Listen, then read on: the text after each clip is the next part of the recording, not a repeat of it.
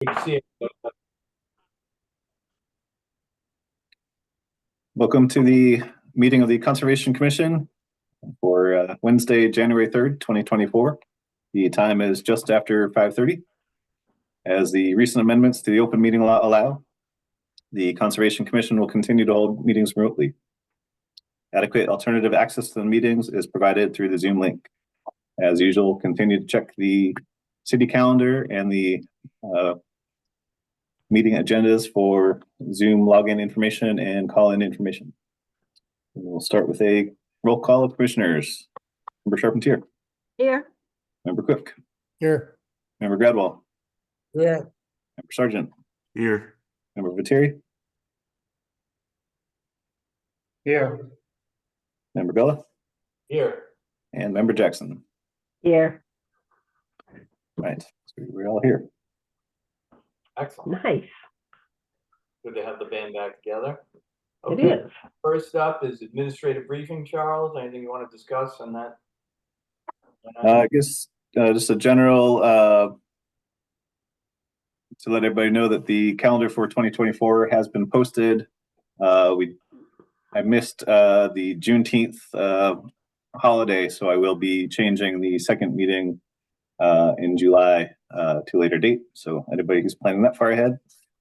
In June. You're changing the second meeting in June, right? Yes. Did I say Okay. July? Yeah. Hopefully it's far enough in advance. Nobody's Oh boy.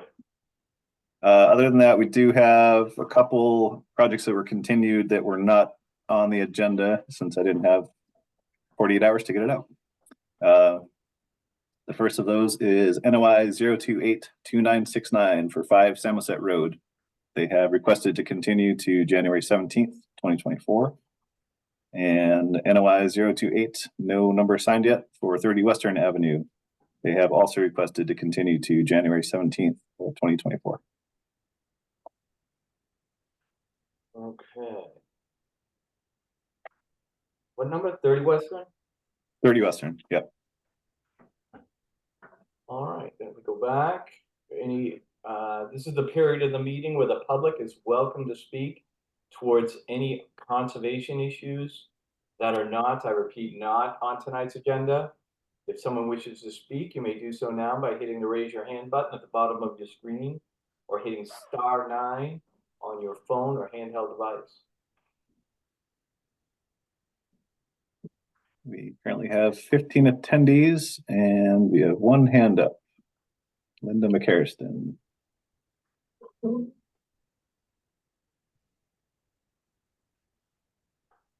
Am I audible? You are. Name and Okay, address, great. please. Great, thank you. Linda McCarriston, 16 Quarry Street. I am not going to take a lot of time because I'm just introducing something that I'd like to spend more time on myself.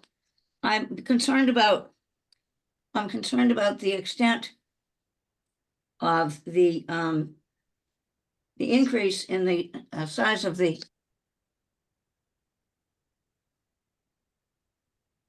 Oh, did you drop off there? Are you back, Linda? Are you there? Hello, Linda. Can you hear me now? Yep. Yes. We lost you for a minute. Continue, please. Okay, I have a couple of different ways of getting silenced here. Anyway, I'd like to, I sent in a request for documents, Freedom of Information request on 18 Quarry Street, because I was concerned about the extent to which the original alleged error has caused the property to expand in ways that affect me, and also in ways that looking at maps clearly intrude on the property of 5R Colburn. And I think there are several issues that are going to come up about this that I will bring up when I'm get more deeply into it. But I did want to let you know that the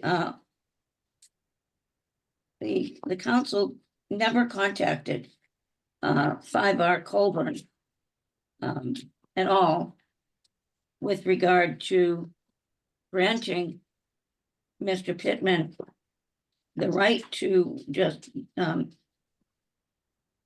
plow out the back of his property and move a stream,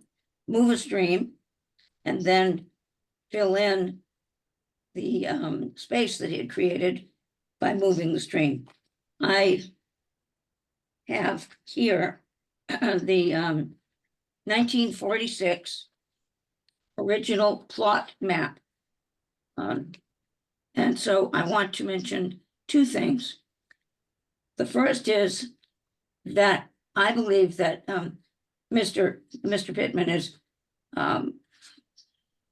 has moved on to the land of 5R Colburn Street, and that there is some obligation of the city council perhaps to at least acknowledge that and perhaps try to make contact with the owners of that property who do pay taxes. And the other thing is that in all of the materials that I've received, I have seen no one referring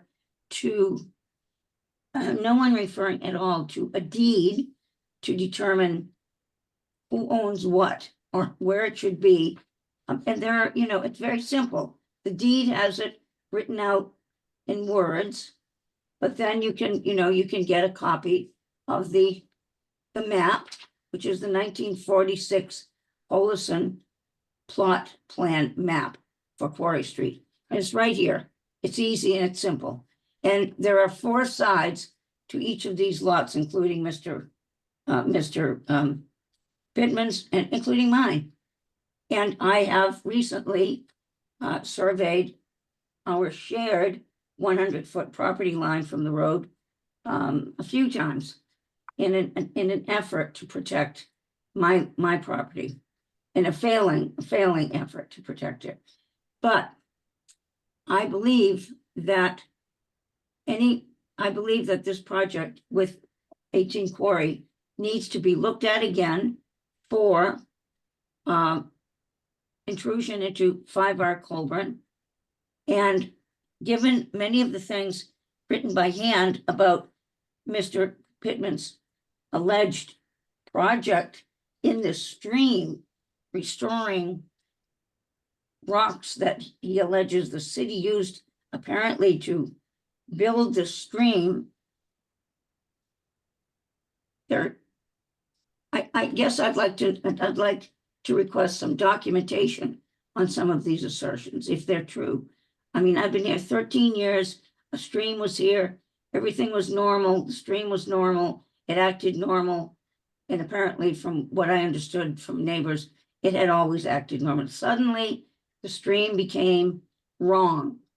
It needed to be moved. It needed to be built up with rock. It needed this, it needed that. And the next thing, he's down in the conservation area. So, and these things have an impact on me. Okay, Linda, we need to. So I want you guys to know that I do want to look into this further and see if there's any way that a person's property is acknowledged in when you grant an RDA or you whatever, however you do the RDA. And I will be back because I do want to know that this is not just going to keep going and going and going. Thank you very much for listening. Have a good evening. If you want to contact conservation, you can do that. We can't see any of the things you might have been trying to show us, so if you want to come back before us at a time when you can put your documents together or get into the conservation office so we can review what you're talking about. It's just hard to follow, Linda. But we would like to know what's going on, but it's just hard to follow. All we see right now is your name, Linda. We didn't catch any of the documentation you said too. So if you could put that together and send it to conservation, we could have a more meaningful discussion. Nope, I think she left. And usually how it ends with me. Okay, oh, there goes something. Linda, I mean, if you're still listening, Linda, just try and gather some information and get it before our commission would be helpful. Thank you. Okay, next up, I guess. We've opened and does anybody else wish to speak for or against any conservation issues on tonight's agenda? Not on tonight's agenda? Their hands up at this time. Seeing none, hearing none, I'll close public comment period. Next up would be our minutes for review and approval. I think we have enough people here to vote. So unless anyone has any concerns, I suggest we move to a vote. Commissioner Jackson moves to approve the minutes for the Conservation Commission meeting of December 20th, 2023 as amended. Now Charpentier seconds. Roll call, Member Charpentier. Yes. Member Cook. Yes. Member Gradwell. Yes. Member Sargent. Yes. Member Viteri. Yes. Member Dillon. Yes. And Member Jackson. Yes.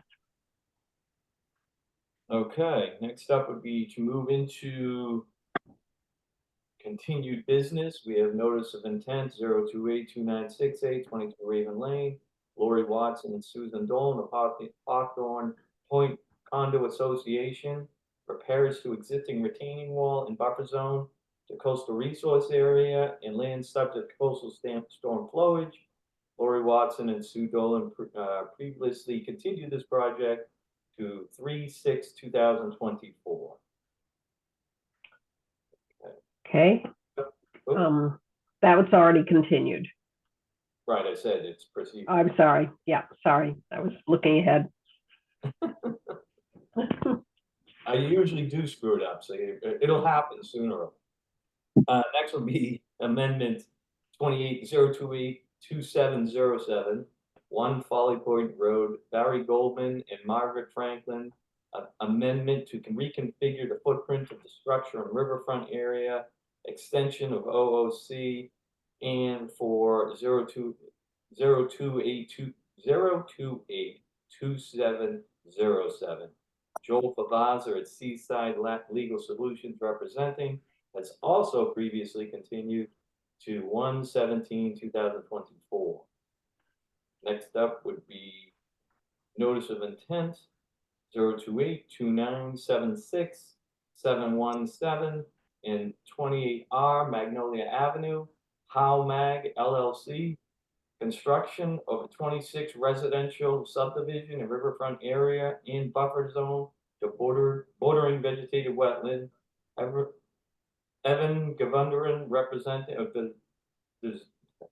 wow, a lot of talking. DeRosa Environmental Consulting Inc. representing. Now, was this continued or are they here tonight? Oh, there she is. Good evening. Good And- evening, Commissioners. Evan Gavendaran of DeRosa Environmental here. I'm representing Howmag LLC for their development at 171 and 281R Magnolia Avenue.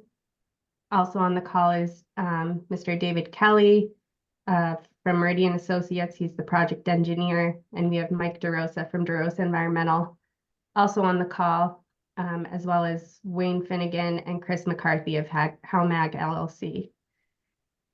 Since the last meeting, we've submitted a supplemental information package that included revised plans, a revised stormwater report. The package also included a letter of no take from Natural Heritage. We also submitted a wildlife habitat evaluation upon the request of the commission. And we also submitted detailed responses to all the questions and comments that the commission had brought up at the last meeting. We did also receive a file number 0282976 with no comments yet from DEP. Commissioner Cook has to recuse on this one. Sorry. So you said, I'm just curious, you said that they did not respond yet, or? DEP has not provided any comments at this time. Is that, yeah. Yeah, it's you know how they do this. They don't state it in a way that says no comments, they say, they make it unfortunately too complex. Yeah, They would be helpful. Okay, so they have not submitted any comments. It doesn't mean they had no comments. correct. Thank you. But we did get the letter of no take from Natural Heritage. So that has been submitted and it was included in our package. The commission had several comments about comments and questions about the stormwater system. So I'll just briefly go over some of the items that we addressed in the letter. So we submitted revised stormwater calculations to demonstrate a 1-inch storm event. The plans have been revised to include manual shutoff valves to all the detention basins to protect resource areas from hazardous spill events if they happen. A note's been added to the plan that states the use of road salts, herbicides, and pesticides are strictly prohibited within the development. The septic system plans will include enhanced nitrogen removal components and 2 compartment tanks, and that will be submitted and approved by the Board of Health. And the project has been designed to meet or exceed the 10 DEP stormwater standards required for this development. And that's been written in detail in the submission package. We can, if you have questions on that, we can talk about that in a little bit.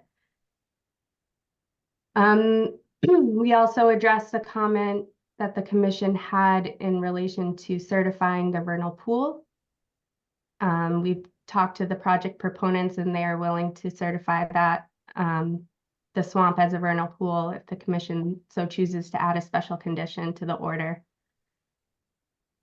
The commission also asked for more information on the conservation restriction that's proposed. So conversations are still at this time being had with the trustees of reservation and Greenbelt.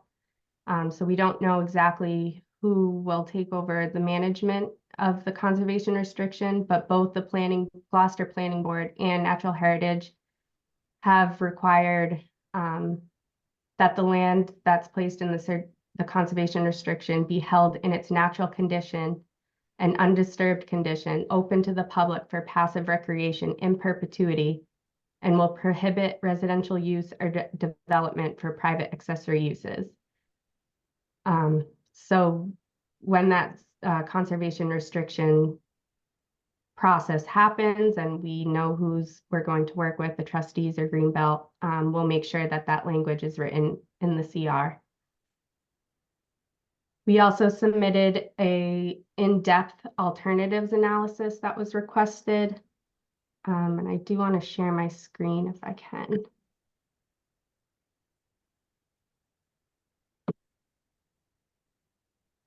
So I just wanted to briefly share this screen. This blue line here is the priority habitat line.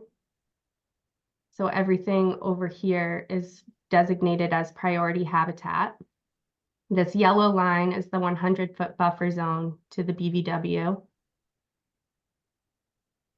And here is the riverfront area line. So the only portion within the riverfront area is the berm to the stormwater basin. And the stormwater basin needs to be down gradient of the road because water flows by gravity. So it can't be located in any other location. We did try to consider reconfiguring it, but because the wetland juts out on this side and on this side, it's not possible to keep it the same size and reconfigure it so it's outside of the riverfront area. This road that's proposed is the location of the existing cart path, the dirt road. And this is the priority line. So we really tried to put the development in a place that had the least impact to the priority habitat and least disturbance to the overall project site and land by keeping the road in the same location and putting all the units mostly in between the 100-foot buffer and the priority habitat. So a lot of effort and thought was put into the location of this development trying to minimize the impacts as most as possible. We also added this isolated land subject to flooding area. This was brought to our attention at the last meeting by Mr. Shade. After rereading the Gloucester Wetlands Ordinance, this is an area under jurisdiction under the ordinance only. There is no buffer zone for isolated land subjects to flooding. And as you can see, there's no part of the project that is located within this area. So it is on the plan now, but there's going to be no impact to it.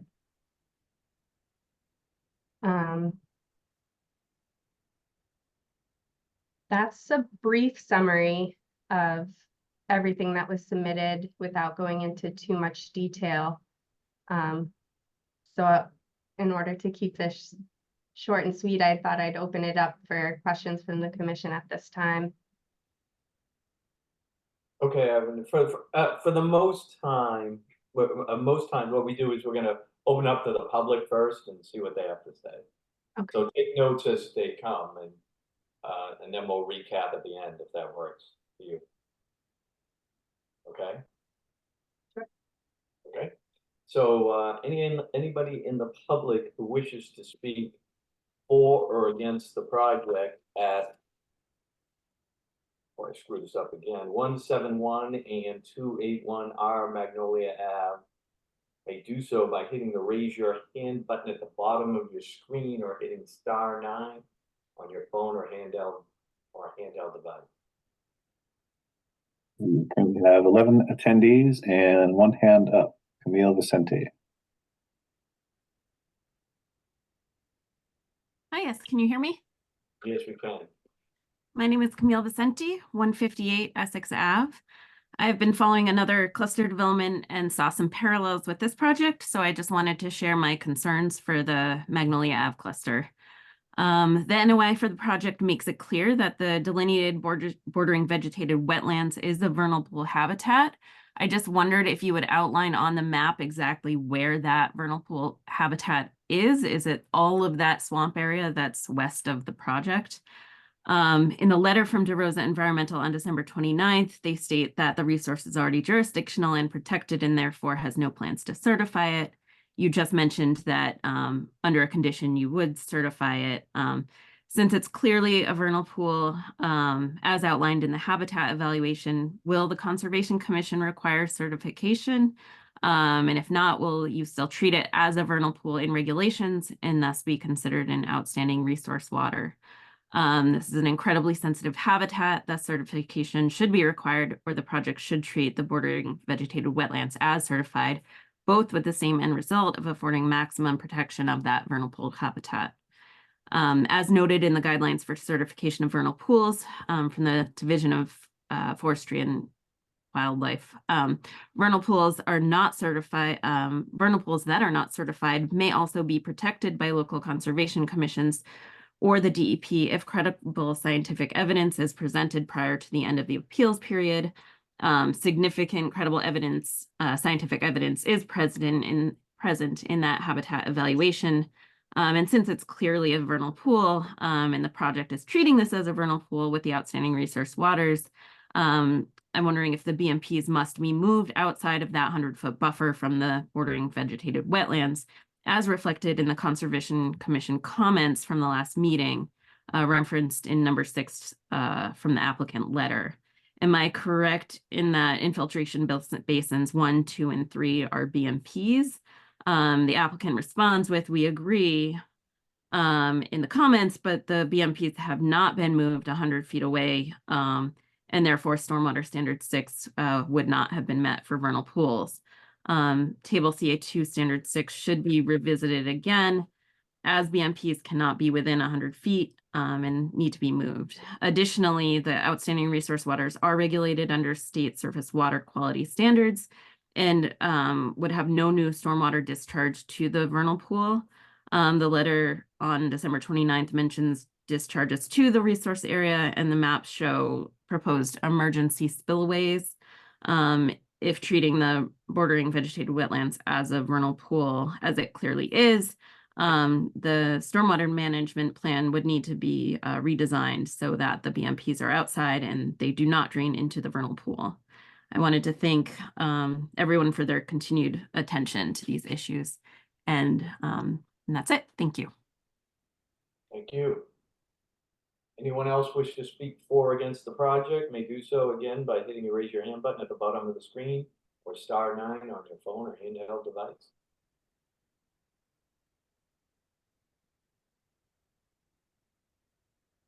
Gotta unmute, Chuck.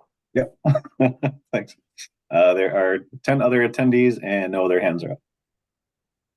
Okay, so we got public comment questions. Do we want to move forward with commissioner comments? Sure. Member Charpentier.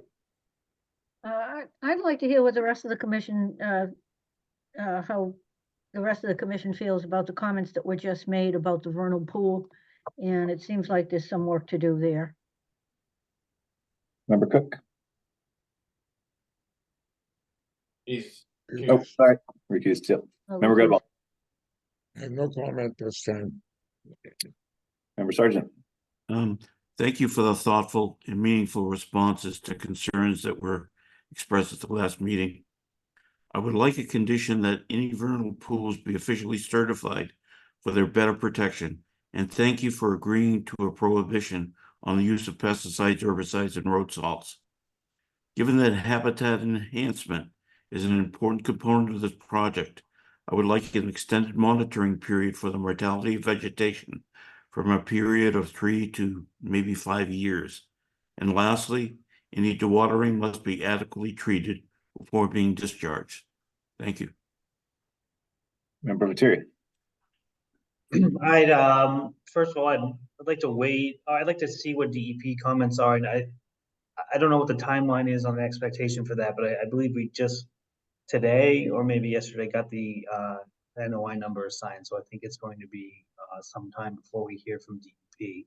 So I'd like to see their comments before we take a vote on going forward. On the vernal pool issue, I would also support a certification condition. And I'd like to see on the plan sets a delineation of the vernal pool within the larger BVW complex. I don't know if it's coextensive with the BVW or if the vernal pool itself is its own area. I'd like to see that and in the context of that, where the 100 feet around the vernal pool is in relation to the stormwater components. And finally, I have a list of special conditions that would relate to pre-construction and construction and post-construction for the stormwater components. This would be similar to the list that I circulated for the Upper Banjo project. I will have those to be circulated. I guess I could go through them right now if you want. But, those are my comments. Member Gullah. I have nothing to add that hasn't already been said at this time. Member Jackson. I would agree with getting the vernal pool certified and checking out the stormwater components. They've also done a lot of work on the alternatives analysis, which I think we ought to discuss at some point. I have no further comments. I would also like to wait for DEP. Yeah, I'm done. Yeah. Okay. Anyone else in the commissioners? The only thing, Peter, just quickly, I just learned from one of my boot camps with Alicia that really can't, if they choose to go for a vote at any time, we can't wait, we can't hold their decision based on FEMA, waiting for FEMA to come up with their comments if they choose to do so at some point, I believe. So with that, then why don't we move on to anything to add to this, Chuck, before I let Evan take her? Yeah, I guess just to clarify a little bit. So yeah, DEP does not assign a reviewer to a project until the NOI number is given. So, it may not even been assigned to anybody yet. And usually it can take up to 2 weeks further review. I can definitely check in with them on that. I think everyone else has iterated the concerns I had. One additional thing I had a question about was there are some existing dirt roads that kind of head up towards that vernal pool, and then the isolated area that you have added. I guess I was just kind of curious for the access for constructing the septic that goes up and over the divide there. What the access would be if it's going to be using those roads that go kind of through the vernal pool areas and those pool areas, or is it going to be avoiding those areas and just sticking to the planned route on that area? Okay, Evan, so I don't know if you want to speak, or you want to use your team, however you want to do it. The floor is yours. Sure, thank you. I think I can answer some of the questions. I'm going to share my screen again. So, Chuck, to answer your question about using the dirt roads to access the construction for the septic and the leach field, we did add a note to the plan for the approximate location of proposed 12-foot wide compacted earth access path to the septic system leach field, and final location to be coordinated with Natural Heritage. So in our conversations with Natural Heritage, they asked if we would have a site walk with them prior to construction, which I'd hope you and some of the commission members could attend if you'd like to determine the exact locations of this access path to avoid, any mature trees, if we can just keep it on the same road. But it is just going to be the 12-foot wide compacted earth access path to get there. And it won't be in the isolated land subject to flooding or the smaller vernal pool over here. If I could chime in on that real quick, Evan. Yeah, thanks, David. No problem. The first third or so of that road, of the path to the septic system, where it leaves the paved roadway, mimics the dirt path until just about there. Then it dives in a southeasterly direction to match the other dirt road. And then from there, it follows the existing dirt road out to the leach field. So there's really only a small stretch of it that is going to be, I guess you'd call a new path. Thank you. The other question was about if the vernal pool within the swamp was different than the swamp itself. Based on the evidence that we collected evidence pretty much along this area here. And there were egg masses all along here. So our assumption is that the whole swamp functions as a vernal pool. So that 100-foot buffer zone from there would be the same.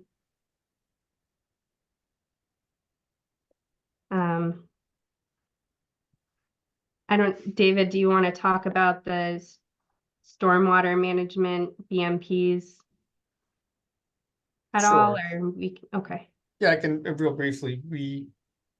Because we are treating the resource area as an outstanding resource area, we have designed the stormwater management system accordingly. We have treated the 1-inch water quality storm in lieu of the 1/2-inch water quality storm. And then the remainder of the stormwater design removes in excess of the minimum amount of TSS. It reduces the volume of water and surface flow entering the resource area. And it is,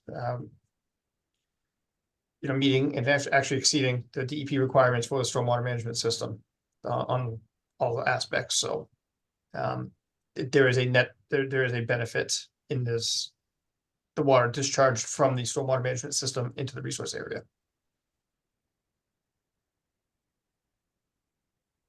That's okay. Unless Wayne or Chris or Mike have anything else to add, I would just like to reiterate to the commission that the project proponents are definitely willing to certify this as a vernal pool. And that we do know that Alicia Galen is the project reviewer for DEP, and I did send her all the supplemental information that you guys have received tonight as well. So I'm sure she is working on comments, so we're willing to continue to the next meeting and hopes to receive some DEP comments before then. Excellent. Okay. Any other comments, commissioners? Concerns, questions? Joe, do you want to, and Joe, should we clean up the obvious thing with the we have to do the alternatives analysis. We should have voted on it earlier. Yeah, I did not. I thought they did a good job on the alternatives analysis, I would and agree. I didn't know whether anybody else had any comments on it. I thought they covered their bases pretty well. Right. If anyone else, if no one else on the board, just so we, we cover this properly, is we should probably move forward with a vote, to be sure.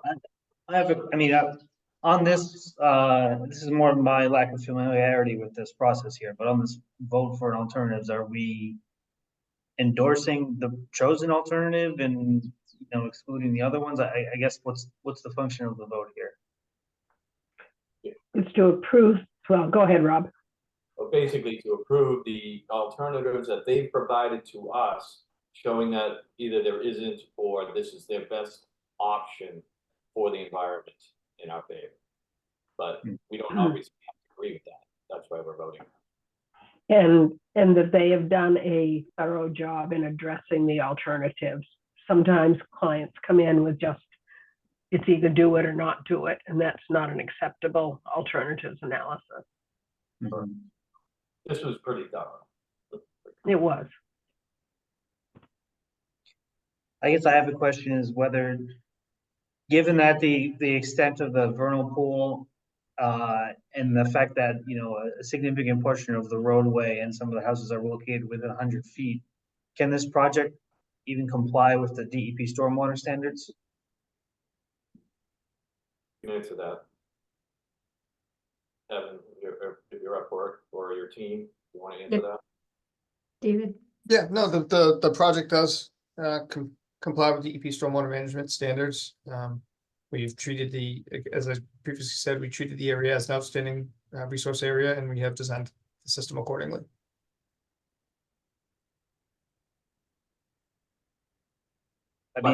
What's the regulation against having stormwater components within 100 feet of a vernal pool? That seems unavoidable here. I'm gonna have to double check on that one. That's yeah. Our error, Peter, was we didn't vote on, we're supposed to vote on this first and then move on with the notice of intent. We did it backwards, so we're kind of backpedaling, unfortunately. We should have already voted. Well, and at this point, since we've already had some discussion, do you want to consider just continuing it until they've had a chance to research that vernal pool question? Right. At that time, we can regroup and Yeah. the alternative analysis. Is that okay with your team, Evan? Yeah, that's okay with us. Is that okay with you, Peter? Give you time to look it over? Yeah, I think I have to reevaluate the alternatives analysis, look at it again to see if there is an alternative that, if the 100-foot vernal pool border is not met here and that standard is not met here, whether there's an alternative that was considered that would meet that. Got a question at the end there? Or you just- Yes, I don't know the answer to that. So I guess, yeah, that is a question, is whether or not there is another alternative. I guess there's two questions. First, is there another alternative that would meet that standard? And second, was that part of the alternatives analysis? So you can answer that, Evan, if you'd like. I was just gonna say, so the alternatives analysis was a requirement for the riverfront area. And it's just to say that there's no other alternative for that activity to be further away from the riverfront area or completely outside or reconfigured so that there's less. It's not, the alternatives analysis isn't for the entire project. It's specific. Here, I'll share my screen again. It's really just specific to this small section In River. in Riverfront. All right, that is So clarifying. Thank you. it's two sort of separate. Your question is not really in relation to the required alternatives analysis for the riverfront area. We'll certainly look into it and address it at the next meeting. That would be But I ideal. don't, yeah, thank you. You're welcome. Okay, anything else to add, commissioners? All right, why don't we move to continue 2 weeks out is okay? Is that what we're doing? Okay. Thank you. Okay, Commissioner Jackson moves to continue NOI 0282976 at 171 and 281 Rear Magnolia Avenue to the Conservation Commission meeting of January 17th, 2024. Charpentier seconds, Roll call, Member Charpentier, yes, Member Cook. Member Gradwell, Yes, Member Sargent, Yes, Member Lettieri, Yes, Member Gullah, Yes, and Member Jackson. Yes, okay, All right, thank you. See you on the 17th. thank you. Okay. For the record, Commissioner Cook's back. Oh. I thought you went home, Bill. I thought, you didn't want to play with us anymore. Okay, let's go to notice of intent. 028299695 Samoset Road, Lar Tormina, to raise and rebuild a single-family home in riverfront area and buffered coastal zone resource area. Bill Manual of Wetlands Land Management, Inc. request to continue to 1/17/2024. Commissioner Jackson moves to continue NOI 0282969 at 5 Samoset Road to the Conservation Commission meeting of January 17th, 2024. and Charpentier seconds, Roll call, Member Charpentier, yes, Member Cook, Yes, Member Gradwell, yes, Member Sargent, yes, Member Lettieri, yes, Member Gullah, Yes. and Member Jackson. Yes, Next up, notice of okay, for the record, Commissioner Cook has to recuse from this one too. Okey doke. Next up would be notice of intent, 0282950 160 158R 154A Essex Avenue, Upper Banjo Pond LLC. Construction of a road, utilities, drainage, and dam reconstruction, as well as installation of a dock and float and buffer zone to BVW and land under a water body and inland bank. Joel Favaza of Seaside Legal Solutions representing. Good evening. For the record, my name is Joel Favaza. I'm an attorney at Seaside Legal Solutions with an address of 123 Main Street here in Gloucester. We were pretty close to the finish line last meeting. I believe that the pause was to allow Commissioner Lettieri to coalesce some proposed conditions, which were provided to us in the interim. We also wanted to go out and do a little due diligence on one of Commissioner Sargent's proposed conditions. But with discretion of the chair, I don't know if there's much really to present. I'd like to kind of just discuss those last outstanding things. Oh, I think Chairman Gullah, you also had raised a concern about the pier, so I thought we might have to discuss that a little further. But if that sounds right to you, we can just kind of dive into those last three things. If you think you want to recap, I can put up some slides, but that's your call. I think we can dive in. Okay. So as for the proposed BMP special conditions that Commissioner Lettieri proposed, my client reviewed all of them and they're fine. The only issue is with number 2, the requirement that everything be placed on a tarp or other hard surface. We can agree to like put it on clean, compact surfaces, but any tarp or any artificial surface is going to get destroyed by machinery. So the machinery goes to scoop up the aggregate that we're trying to keep clean. You end up with like chunks of tarp and chunks of whatever we put it on, if it's on pallets or something, all that will kind of get broken up by the machine. So we'd rather have the condition just say it'll be placed on, compact, clean fill. So we can scoop it back up without. But otherwise, I'm sorry. Yeah, that sounds fine to me as long as the area where it's stored is not the area where the BMP will be located. Right, that was one of your conditions, and that's fine. Okay, that's great. And I apologize for not having the conditions ready at the last meeting, and thank you for your patience. No, it was good to have the time to go through them. I don't know if on the spot we could have anyway, so it worked out just fine. So yes, that was the one little tweak we'd request on the BMP specific special conditions from Commissioner Viteri.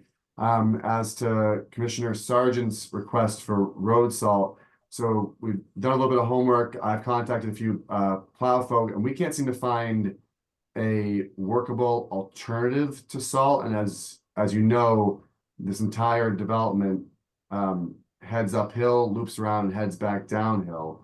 And so what we would propose, I also should point out that 80% of the roadway is non-jurisdictional to begin with, but we propose to condition the entirety if we could go with a low salt condition from where Southwest Drive meets Malcolm Road, but then we have to keep the remaining part of Southwest Drive from Malcolm Road down to Essex Avenue under a normal salt regimen. The grades are just too steep, and we went over this a lot during the planning process with city staff, Chief Smith in the fire department. I think he used the phrase, "I don't want my 50,000-pound fire truck sliding out Essex Avenue," so you've got to make sure that lower part's going to stay clear, and that was something we kind of pledged to do. So if we could, instead of agreeing to no salt, if we could compromise and say that from Malcolm Road, south and west, the entirety of the road will be low salt, and from Malcolm Road to Essex Avenue, it would be under a normal salt regimen, that would be workable on our end. Like I said, we tried to figure out what we could do other than road salt for a road system this size. And, you know, out in Minnesota, they have a cool substance, but no one has it out here. And so we couldn't find anything local that was otherwise going to work. All the other chemicals that seem to be worse than salt for vegetation, and to keep it free of anything would be a health and, you know, like life safety issue. If we can't, you know, if an ambulance can't get up into there because it's slick, you know, we're in trouble. So I think that was the only pushback on Commissioner Sargent's condition that we had. Unresolved. Yeah. Okay, anything else? And then I guess the last part, Commissioner Gullers with you in that pier. Again, this pond has historically been used by the neighborhood. It's a man-made pond that has had people swimming in it, probably as long as the pond has been a pond.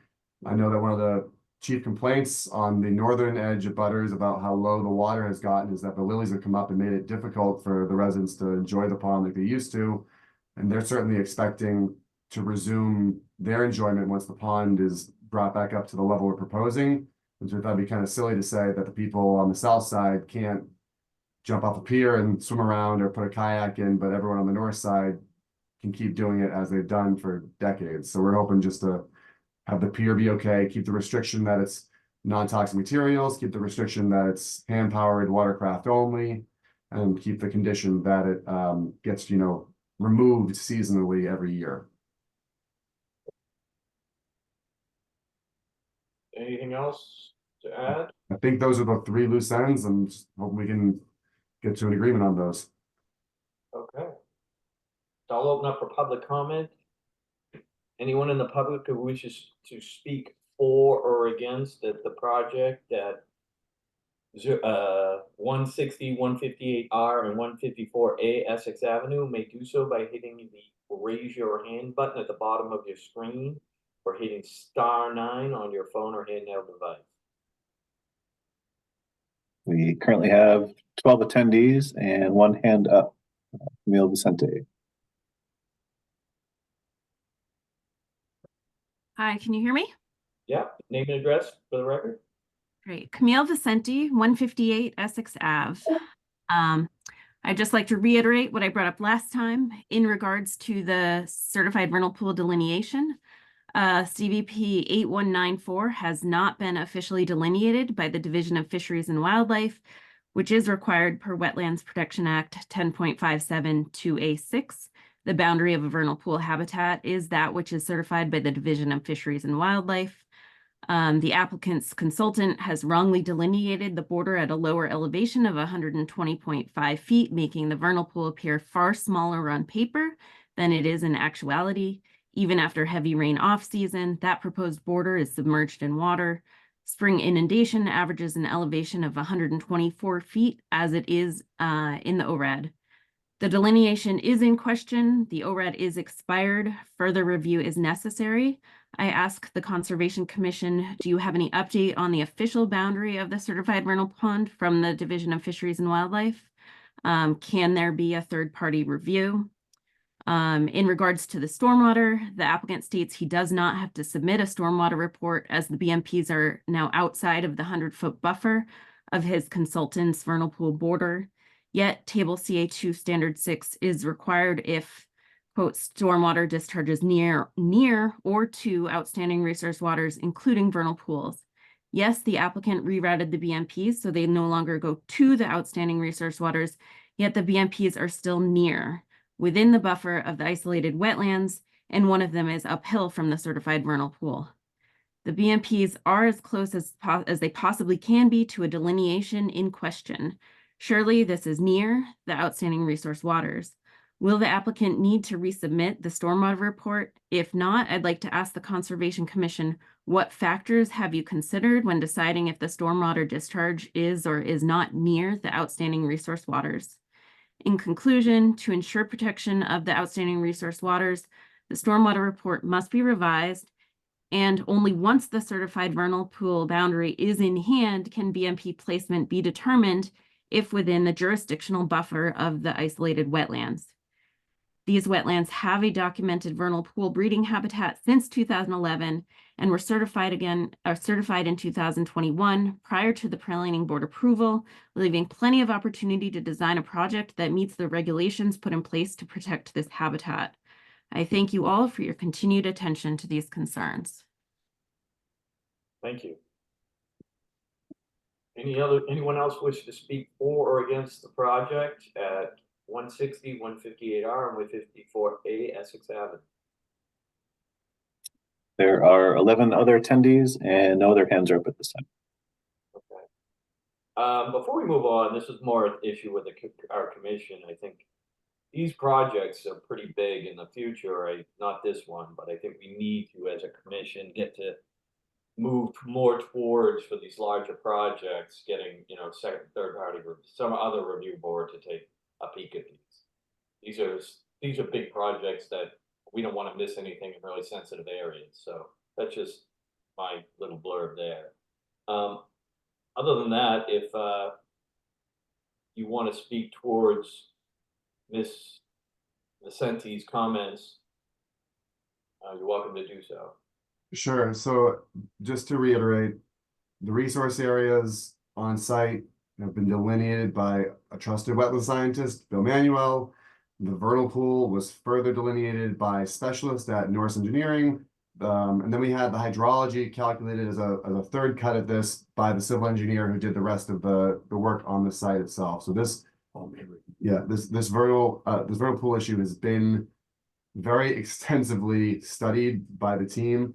And again, 3 different experts have come up to put together what you've been presented, and we've run buffers on the where they slightly vary from each other. We've run the buffer on all of them and made sure we're out of the 100 feet for all of them. So table CA6 does not apply.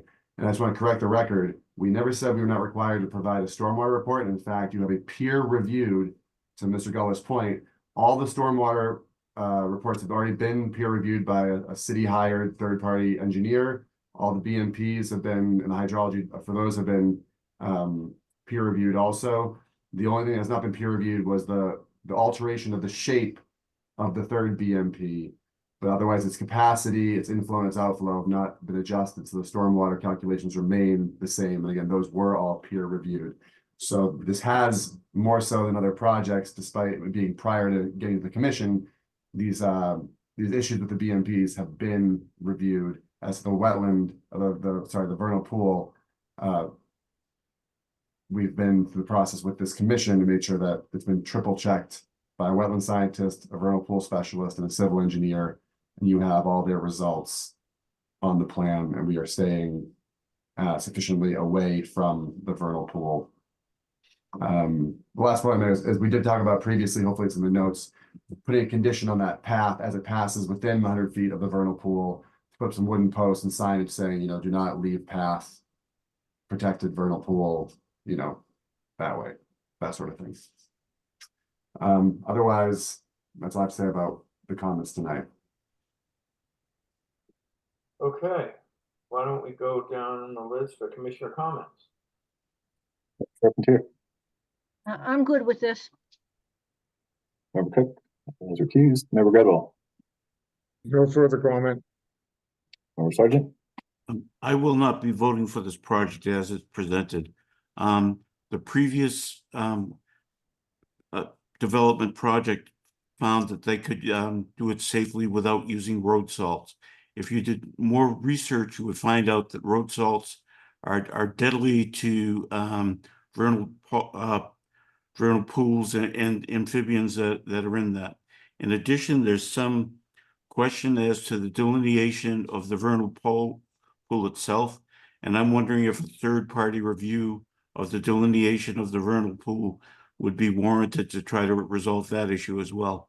But I'm sorry, it's a watershed issue in many ways using road salt, and I will not be voting for this project the way it's presented. Member Terry. I have a question of whether the certification process for the vernal pool will resolve the delineation issue. Whether that's done by is that done by NHESP, or is that sort of a third-party review in itself, and would that sort of encompass a third-party review? That's my only question. Member Gullah. I am similarly concerned about the salt issue. I have it noted here as well. It is an unfortunate material to use so close to such sensitive areas, but I'm also a little concerned. This particular woman, Camille Vinci, how do you pronounce it? Vicente. Very bright woman, and she brought up what I consider a fair amount of concerns that haven't been raised or covered, I don't think, by you yet. I would almost suggest that you go through her list, and maybe you already have, to kind of make sure. I feel like it wouldn't be a smart move on as a commissioner, to not at least go through the video of this. In 2 times she's come before us, and she really seems to know what she's talking about. I'd be a fool not to reread what she suggested we do here. So I'm a little concerned about some of the stuff she talked about. I know some of it was covered by, some of the water issues in terms of working with the city.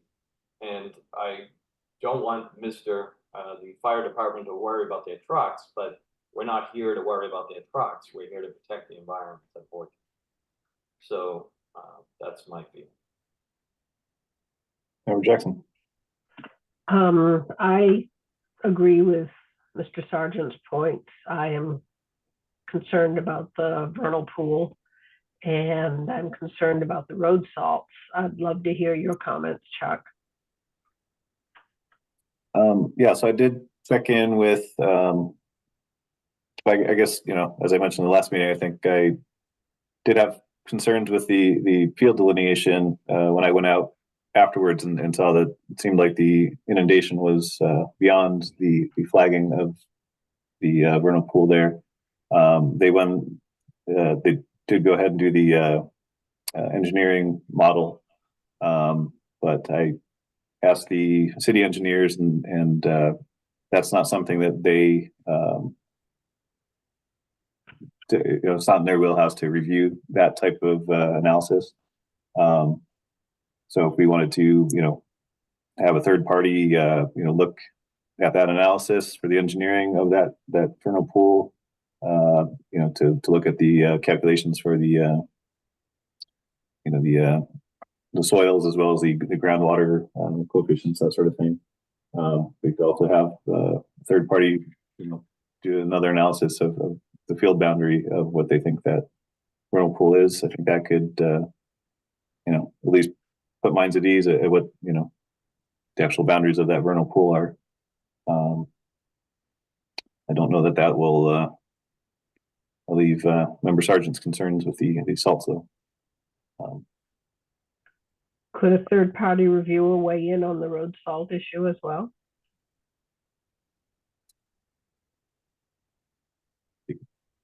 Yes. You asking who we were talking to, again, Joe? The board? Chuck? Me? Anybody who's on the call? Well, let's put it this way. I think there's enough concern, I would say, that we probably need a couple more weeks to look at this, Mr. Vavaza. If you want us to vote, you know you have the power to request a vote. But if not, it just still seems to be a little bit more work you need to do here. Sure. So, Well- oh, sorry. I'm sorry, let me just say something. I'm not sure, they've done a lot of work on this. And I think we're at a point where we're just not sure that we agree with their findings. And I think if we're considering a third-party review, then it might be nice to I think we could probably make that decision if we want to go down that path tonight. I'm just trying not to string this out for months for them. No. Well, what do you say, Mr. Vavaza? So, I hear the concerns. My fear is that it's always, but one more thing, right? There was concern about the vernal pool. We were instructed by this commission to go get the answer. So we hired a specialist to go out there. We had her work checked by, conservation concerns, want to make sure things were right. We ran the hydrology, right? So we've gone through this exercise, and then Ms. Vicente, all due respect, is not a wetland scientist, is not an engineer, is not a geologist, is not anything except an abutter who currently has a backyard that encroaches onto this property and is going to lose it when the road comes through. So that's her motivation here. And I'm afraid that if we say, hey, yeah, no, we will do one more thing. We'll come back in 2 or 4 weeks, and Ms. Vicente is going to raise her hand and have something new to throw out to try and delay this project. And so at some point it becomes a little unfair that every 2 weeks we get a new homework assignment. We're happy to do the work if we know that there's going to be a finite end to it. And so if we do this third-party review, that's, again, I'm not looking to force a negative vote tonight. Obviously, I'm not going to be foolish like that. It would be nice to know that, that there's going to be some finality to that.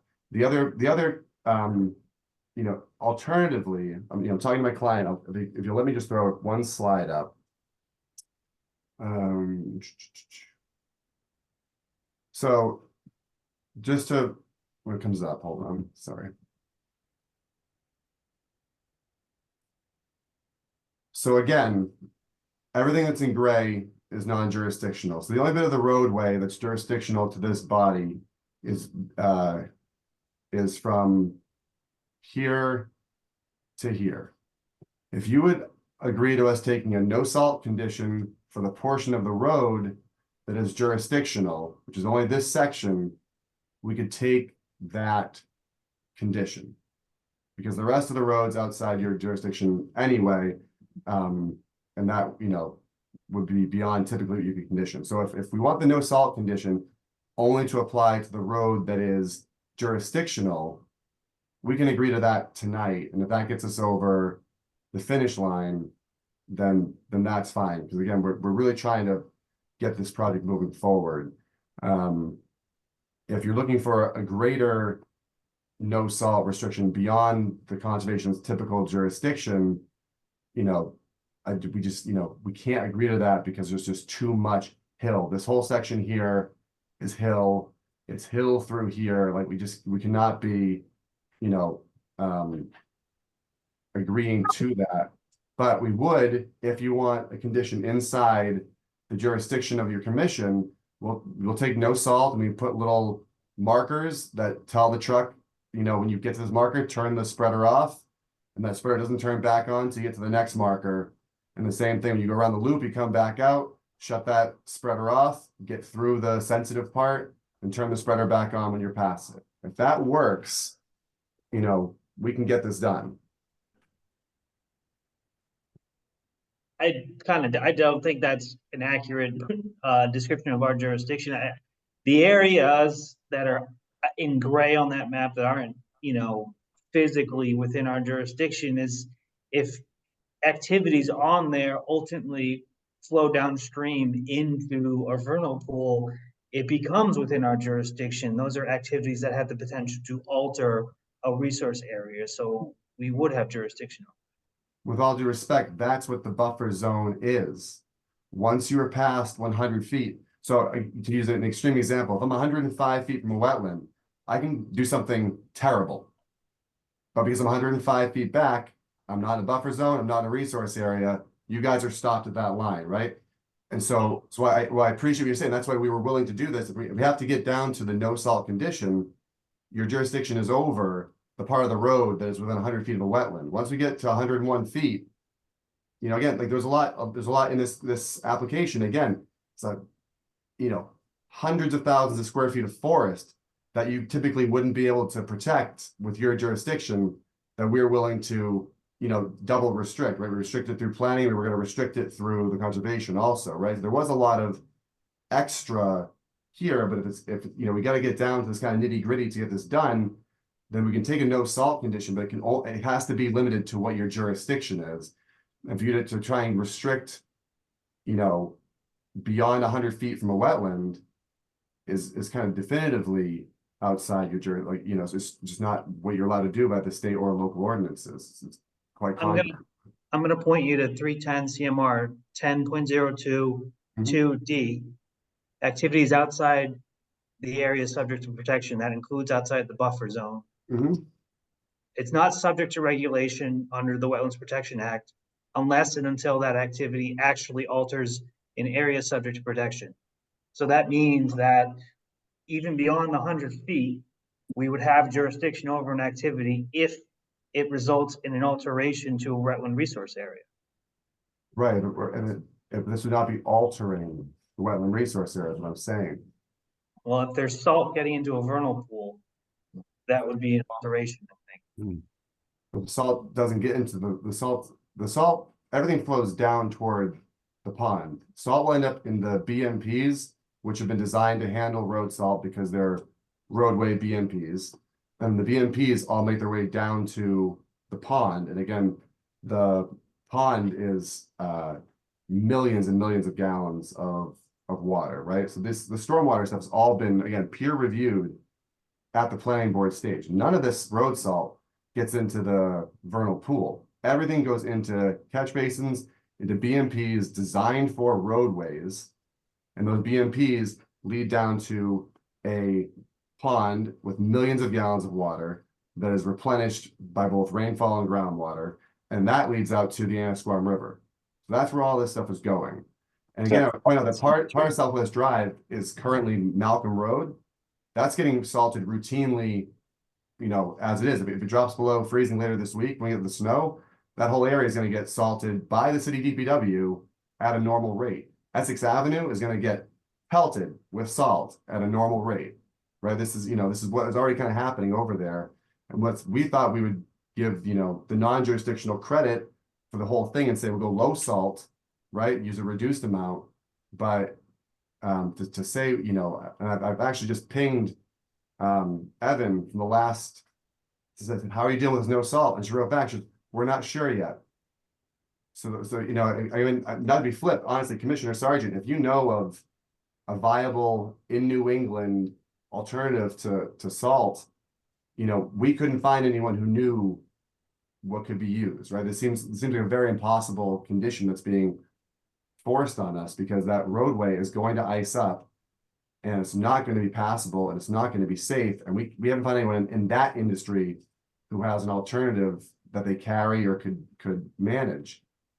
I suppose the last thing I'll say is, if it was one more cherry on the Sunday I'm trying to make here, if we did no salt within the jurisdiction, we could probably do no salt on driveways, right? Driveways are relatively flat throughout the development. And so we could have a homeowners association restriction that none of the private property owners use salt on their driveways. That'll reduce the amount flowing off I mean, they all have catch basins and infiltrators themselves, but that'd be one other thing to consider. But this idea that we can't have salt anywhere on the road just seems to, it seems unmanageable. Well, at this point, whether the board chooses, are you done? I don't I'm know. done. Yeah, good question. So, again, there's obviously some concern here. This is one of the reasons why I think with these projects, we need a little help. They're complex and in some cases above our pay grade, which is 0. So, but we learn as we go, Mr. Vavaza. So we're learning as you know, these are big projects. We're starting to see things as they evolve clearer and clearer. I know that's unfortunate for you, but that's why we go back and we realize, oh, salt has become a problem here. Oh, the MPs are too close to the pressure. Oh, so we're not trying to do it as punitive. We're learning. So it's you can't expect us not to stop and say, I don't understand this. I need to look at it deeper. I think you've known this for a pretty long time, and we're not trying to make your life miserable. We're trying to do our job. So, and I think we do it pretty well. So, above and beyond that, I would suggest you take another bite at that apple. We continue, and you try and because I do believe Peter's correct. It's a really ticklish corner you're going down with the whole whether or not once it's been somehow degraded or not degraded and it's a wetland, there's some responsibilities there I think you need to look at. That's all. That's what I would say. So that being said, I would just go go, home. excuse me? I just make sure before we close this, I continue with this fine, just make sure I know exactly what's expected. So when I get back, I've done my part of it, and if we're going for a third-party review, if we get some timeline on that, that'd be great. Okay, well, let me, for the last wrap around here, why don't we do roll call comments for commissioners, Chuck? I feel like some people might have additional comments to help Joel move ahead. All right, Member Charpentier. I do work for Boston Sand and Gravel, and we're limited to the use of salt because of wastewater treatment and discharge to the MWRA. Sometimes we take a look at calcium chloride. Might want to take a look at that. Might not be as corrosive and harmful. And I just did a quick check on alternatives to road salt, and I think we need to take another look at it. Have we even talked about sand? Does it have to be salt? Everyone still uses sand, I thought, clean sand. But anyways, continue, Chuck. Roll Member call. Gradwell. Member Gradwell. I think there are alternatives. They pre-treat with a liquid that is not salt, and it does a very fine job. Why can't that be used all during the storm? Member Okay. Sargent.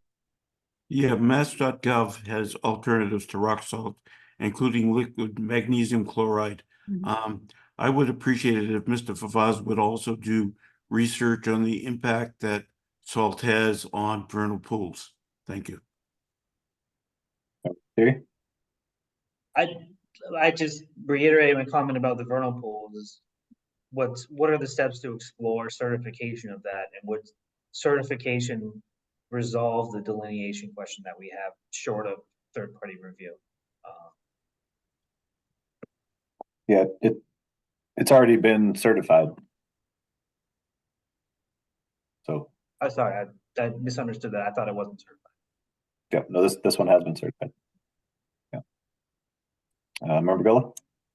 Just to reiterate again, so we just already come up with a couple ideas, but also think about them in the context. If you pick magnesium chloride or purple people eater, and it does solve the problem for saying, what we're asking. We do not want to find out, but it's a problem in a heavy rain event or some other issue crops up. So we don't have to go through this any longer, this discussion on it. So what I'm saying is, don't just say we can't find anything on salt. And if you find a substitute, make sure that substitute isn't going to be a problem too. Yeah, I'll certainly look through the compounds mentioned tonight. My recollection from my last round of research is that you'll find there's a, I don't know. I don't know if it'll be workable. I think you'll find that the potential risks are higher than rock salt, but if it's workable for you, like, we can try and make it work.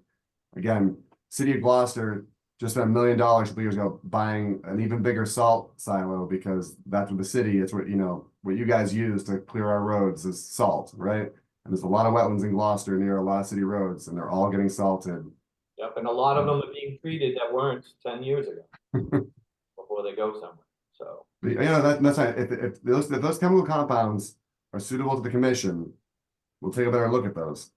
But we, you know, the preliminary blush was like, oh, you know, you're trading, you know, one corrosive chemical for like one more naturally occurring corrosive chemical and salt to a less naturally occurring corrosive chemical made synthetically. So, Member Jackson? I think it would be nice to be able to resolve this vernal pool elevation issue.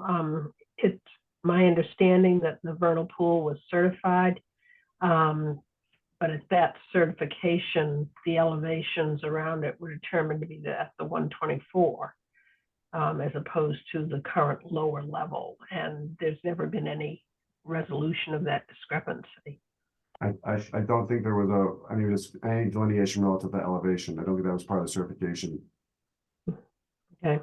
I would check that, please. Naturally, yeah, I got all that. All right, anything else? No, other than the salt issue. Okay, we want to move on to continue. Okay. Commissioner Jackson moves to continue NOI 0282950 at 160, 158R, and 154A Essex Avenue to the Conservation Commission meeting of January 17th, 2024. Charpentier seconds. Call, Member Charpentier, Yes. Member Cook. Oops, sorry, Member Gradwell. Yep, Member Gradwell. Yes, Member Sargent. yes, Yes, Member Terry. Yes, Member Gullo. Yes, And Member Jackson. Yes. all right. Let's see. All right. See you For in the 2 weeks. record, Commissioner Cook's returned. Excellent. Welcome back. All right. Next up. Notice of intent. Did we get it? Even though we're continuing Western Ave, did we get a DEP number, Joe? Not yet, no. They still need to submit some additional information to DEP. Okay, so we're gonna move to continue, right? No, they already did. Okay, so notice of intent 028, no DEP number 30 Western Avenue. Joseph Talty repairs to an existing seawall, coastal bank, land subject to coastal storm flowage and buffer zone to coastal resource areas. Kevin Talley requests to continue to 1/17/2024. Has already been requested, so I think we're all good there. Yeah. Notes. Okay. We have to vote on it. Yes. Commissioner Jackson moves to continue NOI 028 unassigned DEP number at 30 Western Avenue to the Conservation Commission meeting of January 17th, 2024. Charpentier seconds. Roll call, Member Charpentier. Yes. Yes. Gradwell. yes, Sergeant. yes, Member Terry. yes, Member Gullo. Yes, And Member Jackson. Yes. I will be recusing for the next project. Yep. Okay, next up, we have NOI 0282072 at 8 Cove Way, Kevin Borselli to raise and rebuild single-family home in riverfront area, John Judd of Gateway Consultants, Inc., representing. Thank you, Madam Chair, members of the commission. For the record, John Judd, engineer with Gateway Consultants. With us tonight is also Kevin Borselli, the applicant, as well as Brian Wall, who is a specialist in the legal area of the Wetland Protection Act, and he's here as well. But I'd just like to give a brief recap of where we are with this project at 8 Cove Way. This is proposed reconstruction. Thank you, Chuck, for putting that up. This is a proposed reconstruction a removal and reconstruction of an existing single-family dwelling at 8 Cove Way over on Rust Island. Since we last met on the 6th, we had some marching orders to add the northerly riparian zone in Coastal Bank associated with the Rivers Act, which we've added. I think Peter had asked for that, and according to my notes, so we added that as well to the plan to the north. You can see that there is not necessarily closer to the project, but it is nonetheless doesn't incorporate or extend onto the property with the 200-foot riparian zone. So that was one of the items that was requested. You can see that we did add updated calculations for the mitigation for the degraded areas with 200% mitigation for the existing and proposed degraded areas. And we have the 10%, we're not exceeding the 10% on that. In addition, we did add mitigation plantings closer to the river.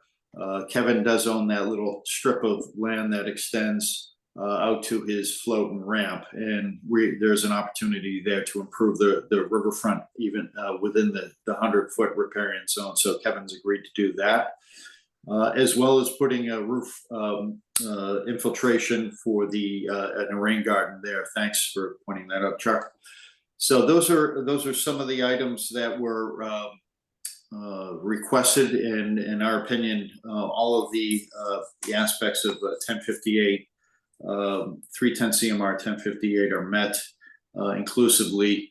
Again, we're all here to answer any questions that you might have. We're hoping that these minor revisions address the comments, and I know you've had several long items, and we're here to answer any questions that you might have. Okay, I'll open this up for public comment. Is there anybody in the audience who wishes to comment on the project at 8 Cove Way? We currently have 8 attendees, and there are no hands up at this time. Okay, I'll close the public comment period. We'll move on to commissioner comments. Member Charpentier. No comments. Member Cook. I'd like to thank you for your changes. I have no additional comments. Member Gradwell. Comments. Member Sargent.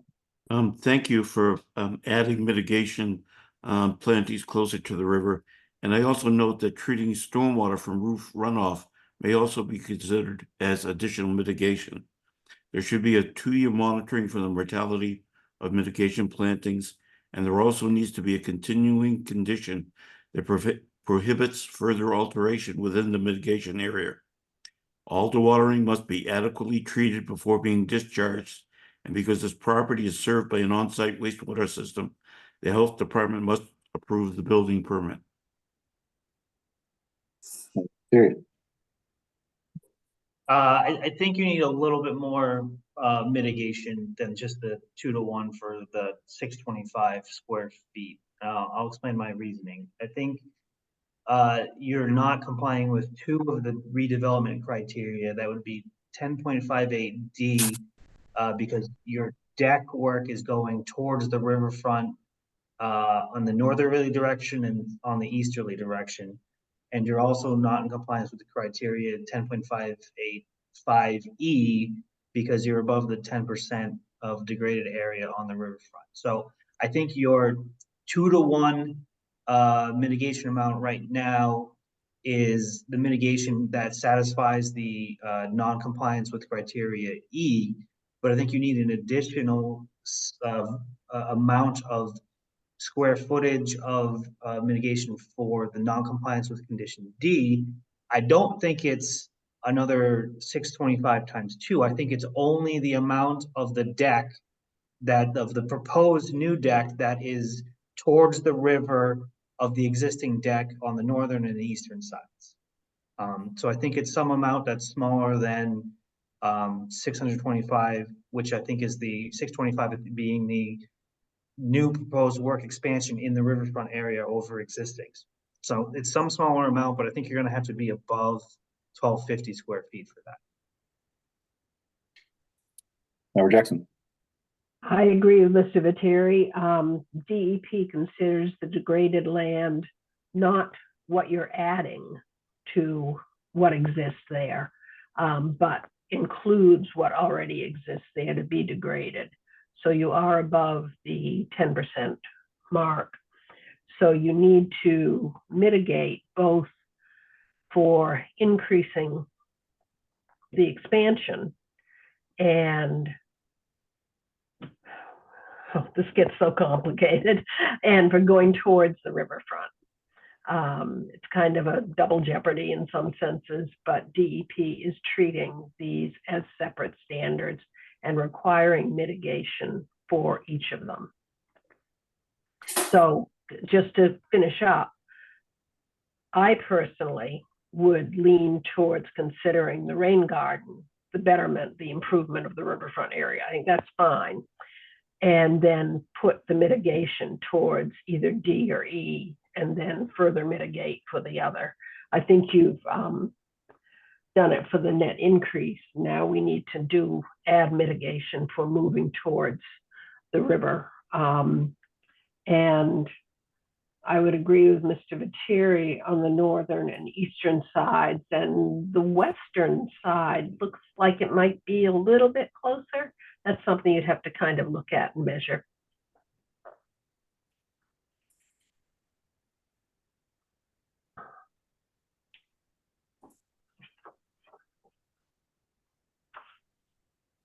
Any other comments, or I don't know if Chuck wants to weigh in and. Chuck, yeah, let's hear what Chuck has to add.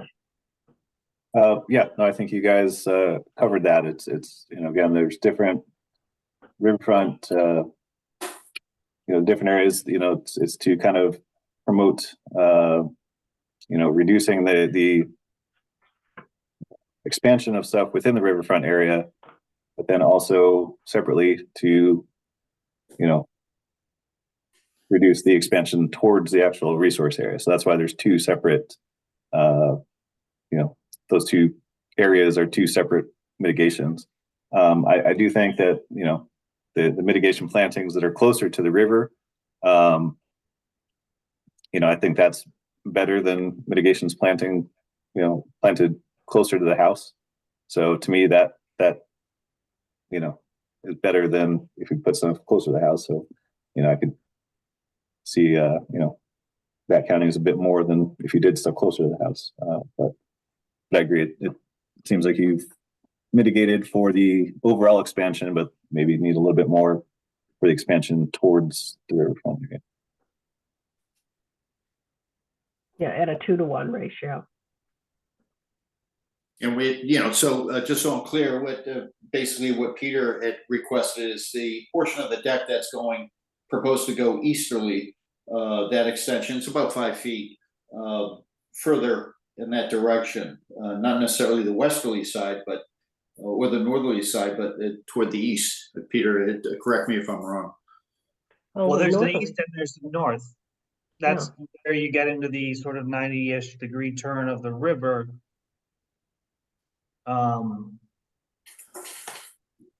Yeah, so that part above the existing, yes, that part where Chuck is indicating right now, that's going towards the northern side of the river.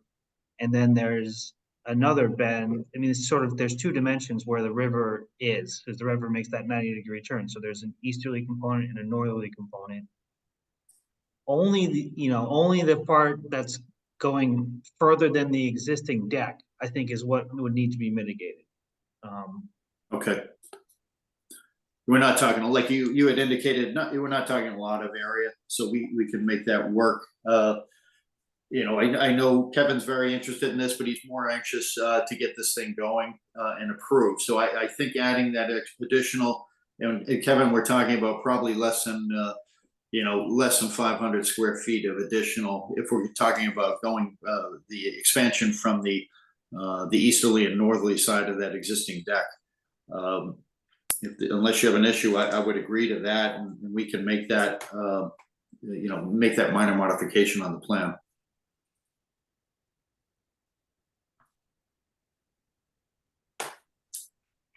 Yeah, Kevin's got his hand up. I can allow him to speak here. Sure. Guys, can you hear me? Yes, we can. Name and address for the record, please. Kevin Borselli, 8 Cove Way. And thank you for these comments. And John, just to further understand the mitigation needs here,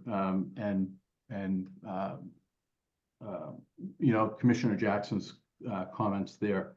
The whole crux of this has been this new interpretation of what they're saying about specifically with subparagraph D and E.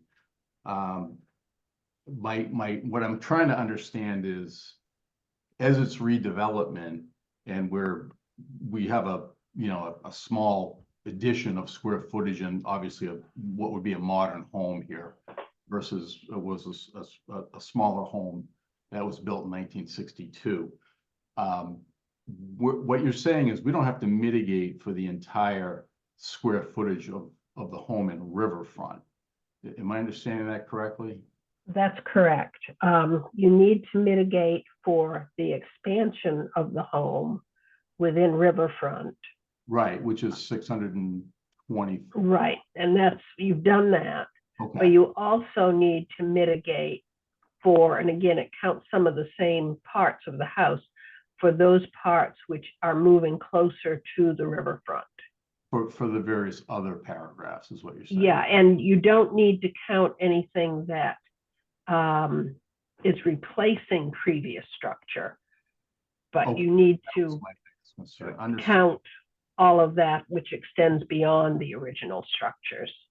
Right. And you're right, it's a new interpretation. Before we kind of lumped all this stuff together and called it 2-to-1 mitigation, but they are now treating these as very separate standards. Okay, because I'm a civil engineer by trade, and I've done a number years ago. I used to do a lot of projects in front of Conscoms in Burlington, Woburn, Lexington area, and I've done a lot of riverfront work in my past. So this is really hitting me by surprise. Yeah. And Us too, believe me. I appreciate the comments. In practicality, I've lived in was brought up in the house next door to this particular lot. So, I go way back in this area, and the area toward the north, I just like to comment that, that area where the cove comes in, is you'd have to go up gradient about 4 feet and then back down gradient to get anywhere near that river. So it's the fact that we're extending in that direction is from a practical standpoint very minimal. I can't, from an impact on the river. I know we're talking numbers, and maps and stuff, but I'm just looking at this from a practical standpoint. But so John, on the additional mitigation, I guess I don't want to make us all do quick calcs right now, but how much more additional mitigation plantings? And I'm just worried we just don't have much. Yeah, sure. I just scaled off what I think is a conservative number above, going it toward the north and the east, and that extends 4 feet toward your proposed expansions, 4 feet toward the east, and it looks to be anywhere. It ranges toward the north or northerly side. You're looking at another anywhere from 10 to 15 feet. So I have a total of 300 square feet expansion. So I think what the commission's looking for is maybe another 600 square feet of planting, Kevin. And I think that can be easily done and close this out. Yeah. Okay. Understood. And, my interpretation. I want to eliminate as much grass as I can, to be honest with everybody, right? Because grass is not our friend. It's certainly near the Ennisquam. I think there should be more hardscape. There should be some more landscape. That's why I wanted to get as much as I could in down at that lower lot, as far as mitigation plantings go, because that area is just sheet flows right down into the river. So, well, we're happy to give you that opportunity. Right, so we'll take advantage of that. But if we think we can squeeze it in, again, for me, this whole process, being in the 200-foot riparian and my previous life doing consulting was fairly minimal, and just wasn't expecting this much of a delay taking us another winter. So I'd like to do whatever we could do to move this forward. The home's not actually livable right now. We actually moved into temporary housing for the winter because of the windows just don't close, the heating system's not working correctly. So every day that drags on is just, hurting us further down the line, so. Well, if other commissioners are comfortable, I'm good with moving forward on the application tonight, subject to a revised planting plan being provided to the agent and approved by the agent. Is there anybody? I appreciate that, Commissioner Jackson. Okay, Chuck, do you want to just go through commissioners and see if they're okay with that approach? Sure. Commissioner Charpentier. I'm good with it. Member Cook. Yeah, I think John's numbers are correct. It was about a 300 feet square foot addition. So what 600 square feet of additional plantings is fine. Member Gradwell. No problem with it being approved by Chuck. Member Sargent. I'm okay with it. Member Terry. Yeah, the numbers are fine, and the process for me of approving it and subject to, a revised plan and Chuck's approval was fine with me. Well, I'll make one comment. I don't want to make things overcomplicated, but I think it might add more flexibility in terms of where you locate the mitigation plantings, but the regulations do allow them to be located on a different lot. And I'm noticing that I believe that Mr. Borselli owns the lot to the north, which is 233 lot 22. If that area, I could be eligible for mitigation plantings in the riverfront area over there. I mean, the regulation of subsection G of the regulation says it could be on the property or a different area in the riverfront area. So if it's more flexible to put mitigation plantings on that other property that Mr. Borselli owns, if there's additional flexibility in that option is open. But if you want to put it in this lot, I'm okay with the process that we've been discussing. Well, thank you, Peter. We'll look at that, but that's another, being from a large family, it gets complicated. That's another Borselli, it's mom and siblings. So thank you though. Yeah. Okay. And I'd love to see it on this lot down close to the resource area if possible. So, okay. Linda, do you want to move to close the public hearing? Yeah, Charpentier moves to close the public hearing for NOI 0282972 at 8 Cove Way. And Gradwell seconds. Roll call. Member Charpentier. Yes, Cook. Yes. Member Gradwell. Yes. Member Sargent. Yes. Member Terry. Yes. And Member Jackson. Yes. Linda? Thank you very much. Thank you very much. We haven't voted on you yet. Linda, do you want to move? yeah, to Charpentier moves to approve NOI 0282972 at 8 Cove Way with the aforementioned condition of a revised planting plan to be approved by the agent. Gradwell seconds. Roll call. Member Charpentier. Yes, Member Cook. Yes. Member Gradwell. Yes. Member Sargent. Yes. Member Terry. Yes. And Member Jackson. Yes. Okay, now it's all set. Thank you very much. You're very welcome. Good luck with the project.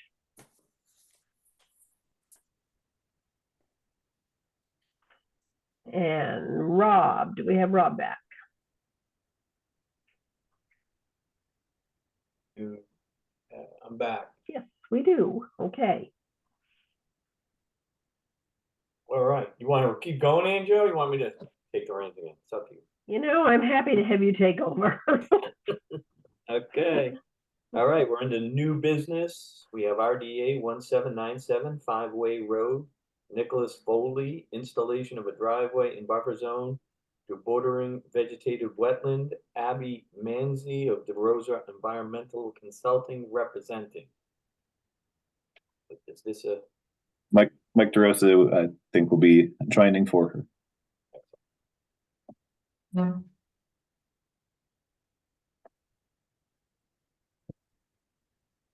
Hi, everyone. Mike DeRosa, standing in for Abigail. All right, you wanna tell us what you wanna do here? Looks like you might have froze. You did. Like you were frozen. Don't know if you can unfreeze yourself. I tend to have that effect on people. Come on. Do you have his, you might want to turn him, can you turn him off, Chuck, and maybe he'll reset?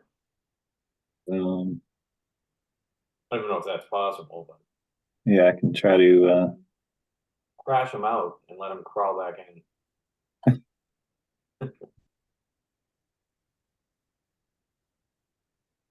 looks like he may have done that himself. Okay.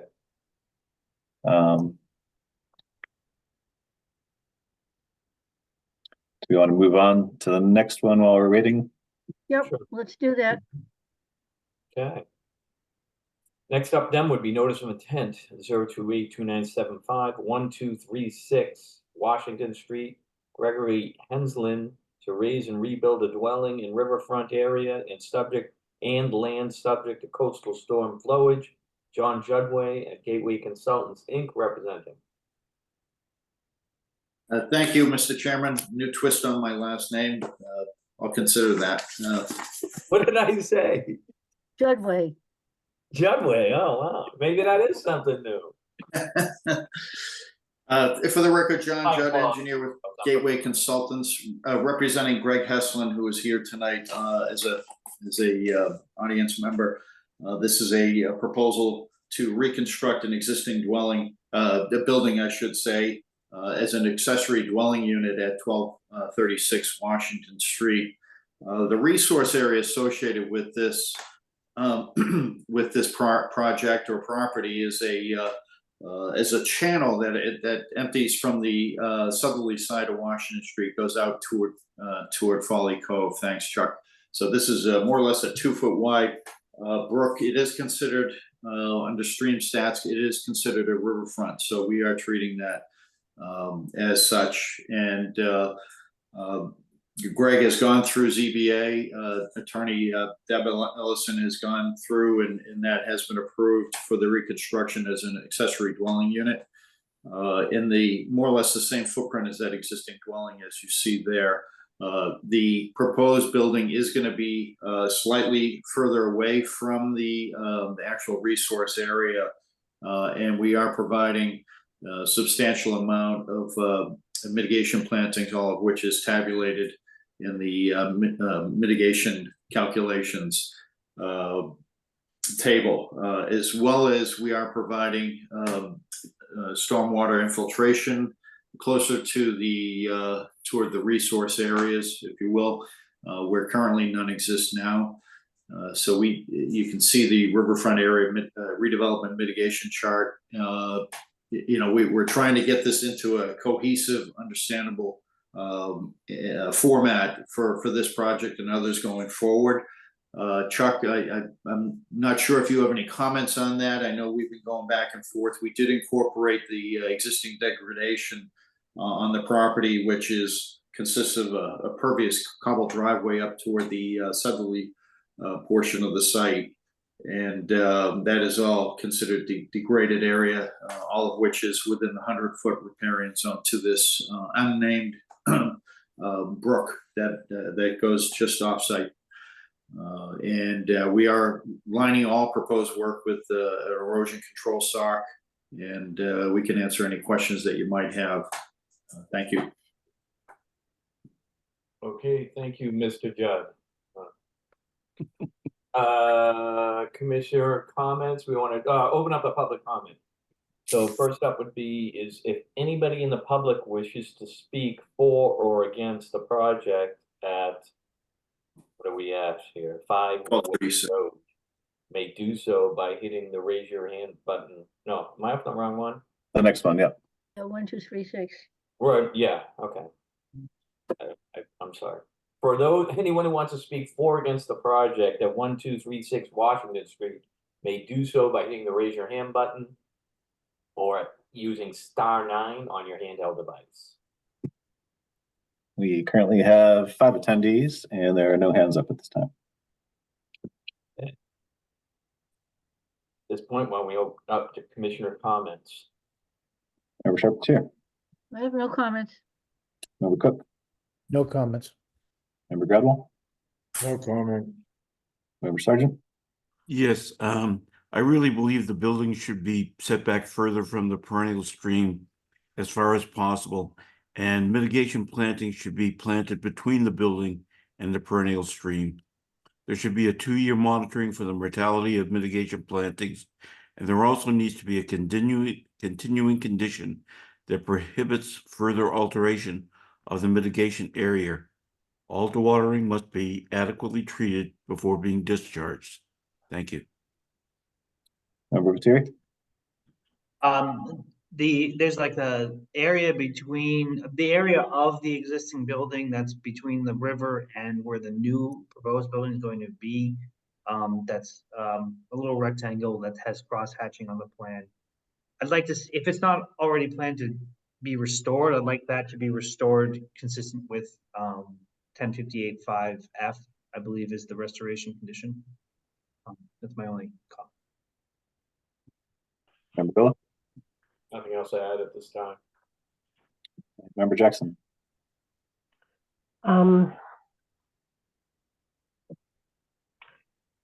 Yeah, have you accounted both for expansion as well as expansion of the structure as well as the building towards the stream for your mitigation?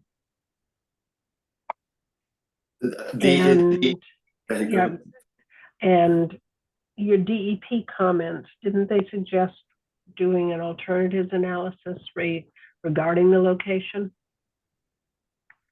Let you, is that it, ma'am?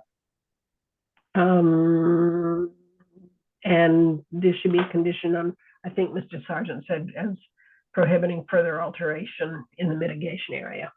Yes, for the moment, yes. Okay, thank you. Let me just hit on Peter's comment. There is right now that building goes right up against that stream channel.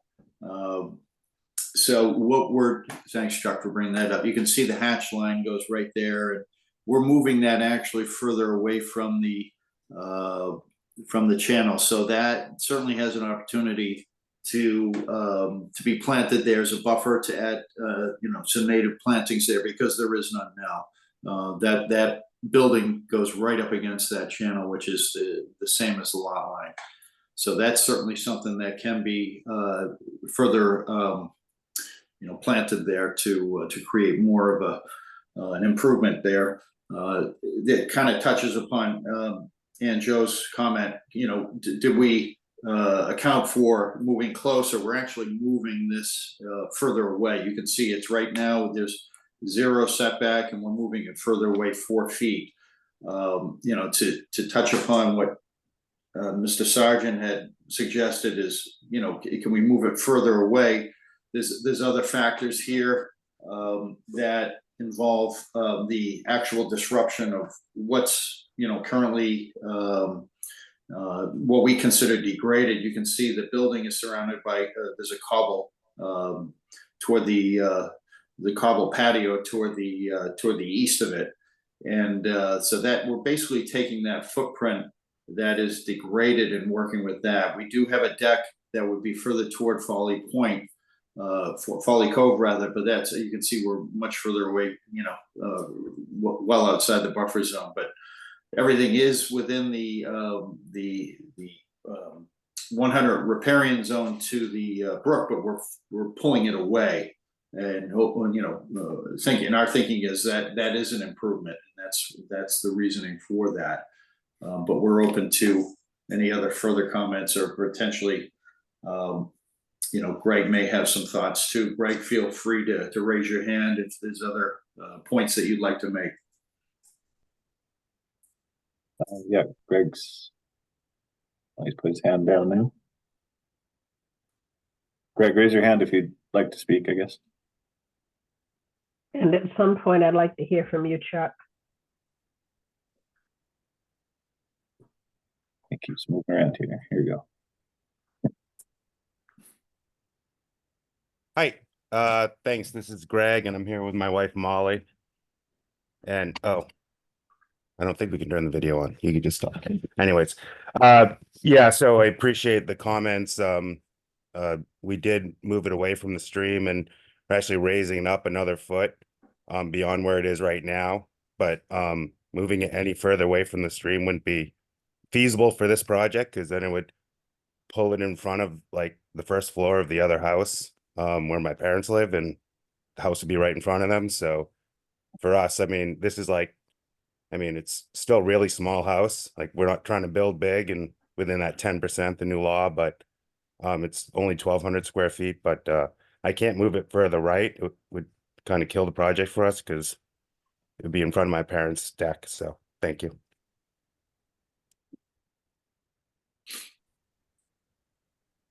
Okay. Could we hear from Chuck? And do the calculations add up such that the existing buildings plus the additions plus the expansions, Offsets the mitigation. how much are they? 10%? What are they in relation to the riverfront area? Let's hear from Chuck. Your thoughts on this project, Chuck? Yeah, so I believe John does mention that they do exceed the 10% of the riverfront area. And so I think he's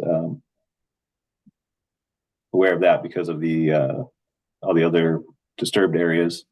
I guess, just to clarify, John, that with riverfront, I mean, one of the large components is allowing for wildlife habitat. So in other resource areas, a lot of times we just look at impervious surface areas, but with riverfront, it's not just impervious, it's degraded. So you can have a pervious surface, but it's still considered degraded because it does not allow for wildlife habitat. I did have a question. You are moving the structure away from that channel. Obviously, you couldn't move it any closer without straddling it. I am curious, there is still one area that's still right up against it. And I was wondering what that area is and why that needs to be there. And then I guess I'm, still trying to wrap my head around, it's not, you are moving it, a couple feet away from the channel, but you are increasing the linear footprint this way along the resource area very close rather than expanding away from the resource area. And so, in some senses, you aren't expanding toward the resource area, but you are creating more, area adjacent to that resource area rather than expanding away from the resource area. So I don't know, I'm still trying to wrap my head around, how that. Yeah, if I could just respond to the question, that bump out is 5 feet by 3 feet, and unfortunately, I don't have the architecturals with me.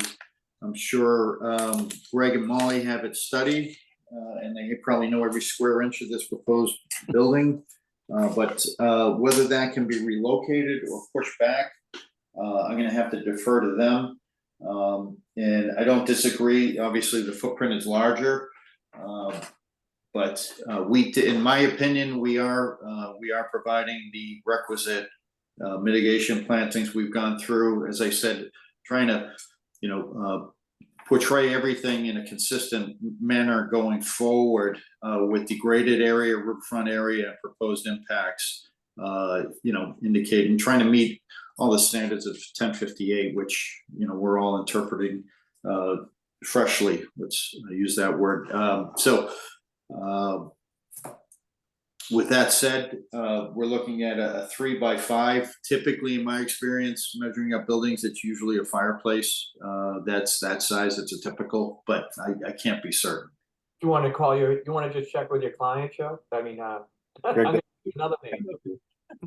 John, do you want to check with your client? Yeah. Oh, Greg's here. He just raised his hand. Yeah. Mr. Greg, do you have any thoughts? Yeah, so the reason why it's not moving also more to the right is because what you don't see is the neighbor on the right-hand side. They've been there for a long time. My neighbor's been there for 40 years. They kind of open up and look towards my yard, and it's like no one hangs out there now. And where I enter my house right now, it's sort of, we're looking at each other. So kind of going to the back and front, I think, is another reason, in addition to going in front of my parents, is that they were concerned about noise as well. So we've just kind of been trying to work with everyone to, like, make it work for everyone. I'm not sure if they're on the call, but they're on the ZBA call. But anyways, that's why it's not on the right. Greg, what is that 5x3 bump out? Looks like a back stair. Is that what that is? Is it deck? Let me just bring it up. Like it's like when there's a mudroom right on the left there, and then there's the bathroom is also on the left. And yeah, so I think that's probably the bump out for the bathroom.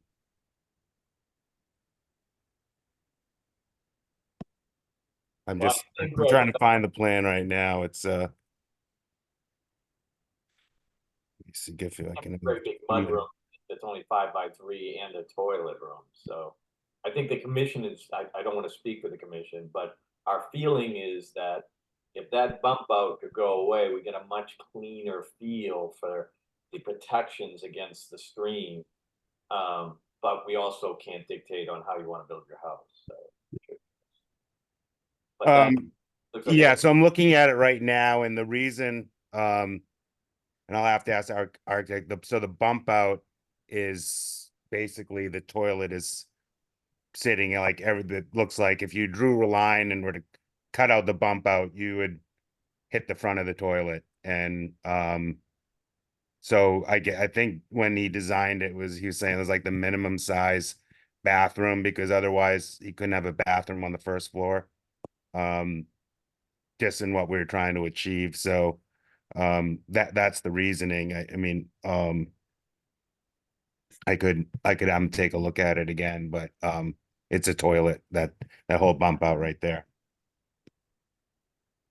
Okay, so I don't know how the commission feels, but why don't we go through roll call commissioner comments, because I think we kind of got lost here. Member Charpentier? No comment. Member Gradwell? No comment. Member Sargent? I'd like it if the applicant could speak with his architect and see if he could remove that bump out. That would satisfy a lot of my concerns. Member Terry? No comment. Member Bella? Nothing else to add. And Member Jackson? Just wondering if there's going to be a response to the DEP comments.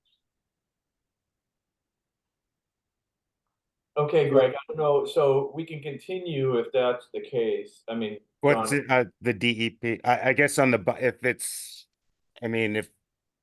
I'm sure he could figure it out. If I like the other one, if we could vote with a revised plan or remove the bump out, or just tell him he has to fit it in the box. If I don't know what DEP means.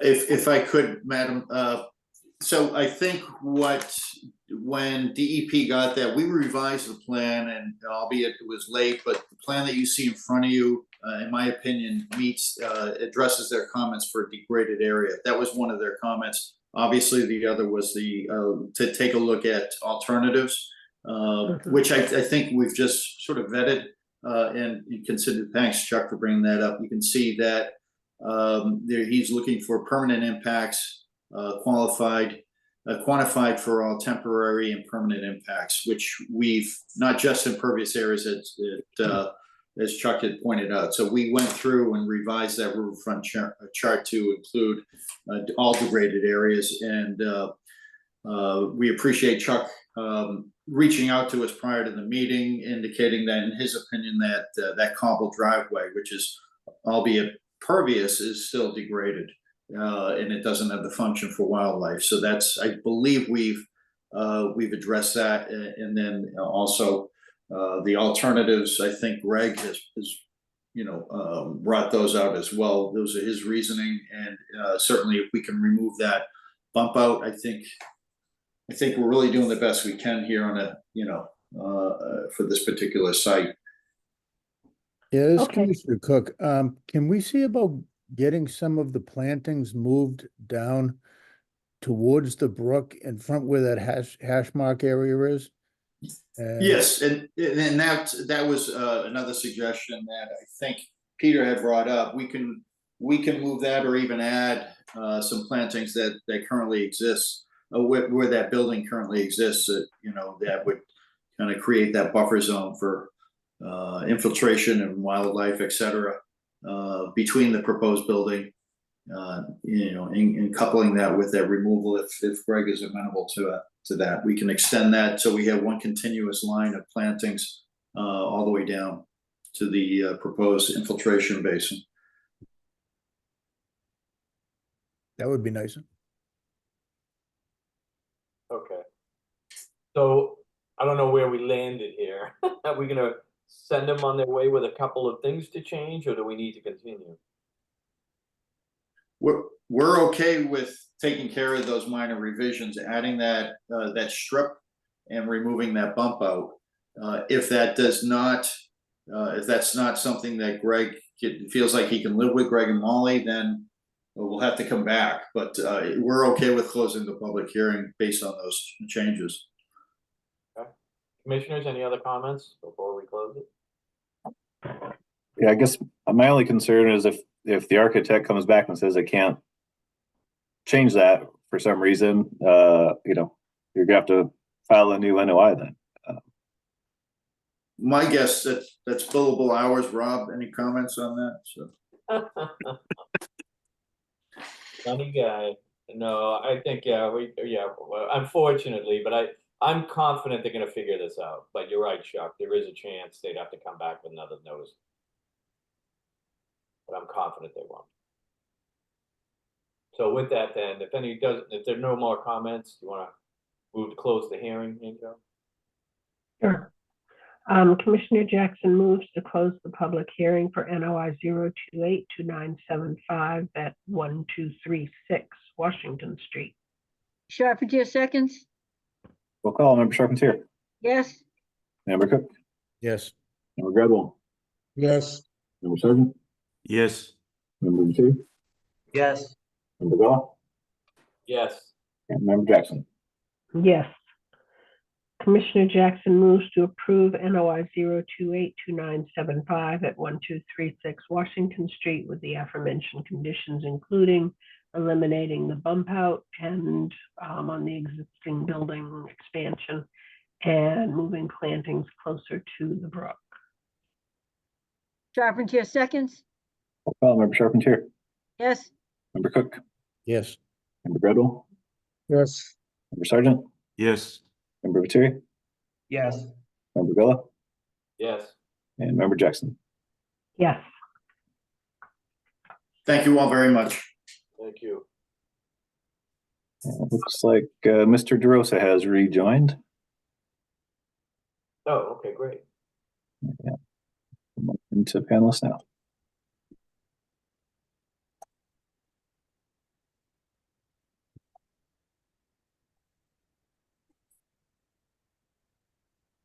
You there, Michael? You're muted, Michael. Can you hear me now? I can hear you now. Yes. I'm gonna leave my video off. I'm not sure what happened before, but I'm back representing Nick Foley for the driveway. I will try to share my screen here.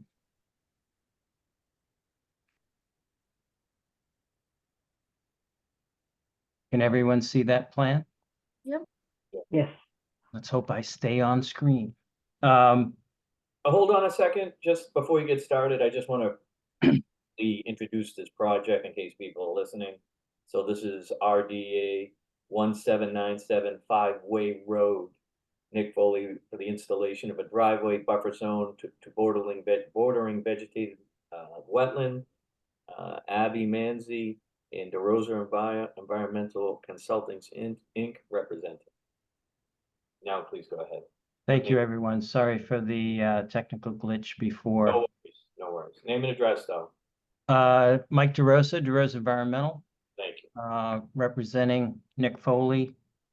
They're the new owners of the existing house. This was part of a larger family compound, and the family recently broke up the buildings.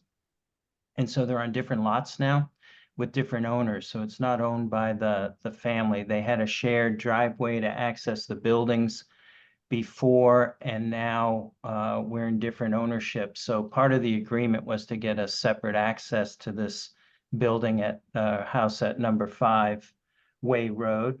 Dan Ottenheimer did the plan and designed this. We have a wetland across the street, which is part of the golf course, Bass Rocks Golf Course. We're going to come in off the off-way road here, and it's really the only piece that's within jurisdiction is this part of the driveway. We're going to it is going to wrap around and come up to here to access this house. So there will be some runoff coming down here. So Dan and I talked about doing a couple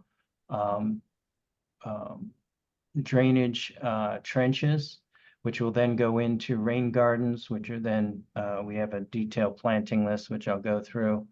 And then we also decided to do sort of some buffer plantings here to convert some lawn to native plantings, and help in that regard. We've got, as we always do, we have, all native plantings. Rain garden list is going to include both plants that adapt to having water and then having dry, so they should both do well there. And then the buffer strip area has red cedar, mountain laurel, Verlo sumac, and then a number of herbaceous plantings. So it's really straightforward. I can take questions. We do have erosion control on the other side of the road in case anything to protect the down gradient wetland. But I can take it.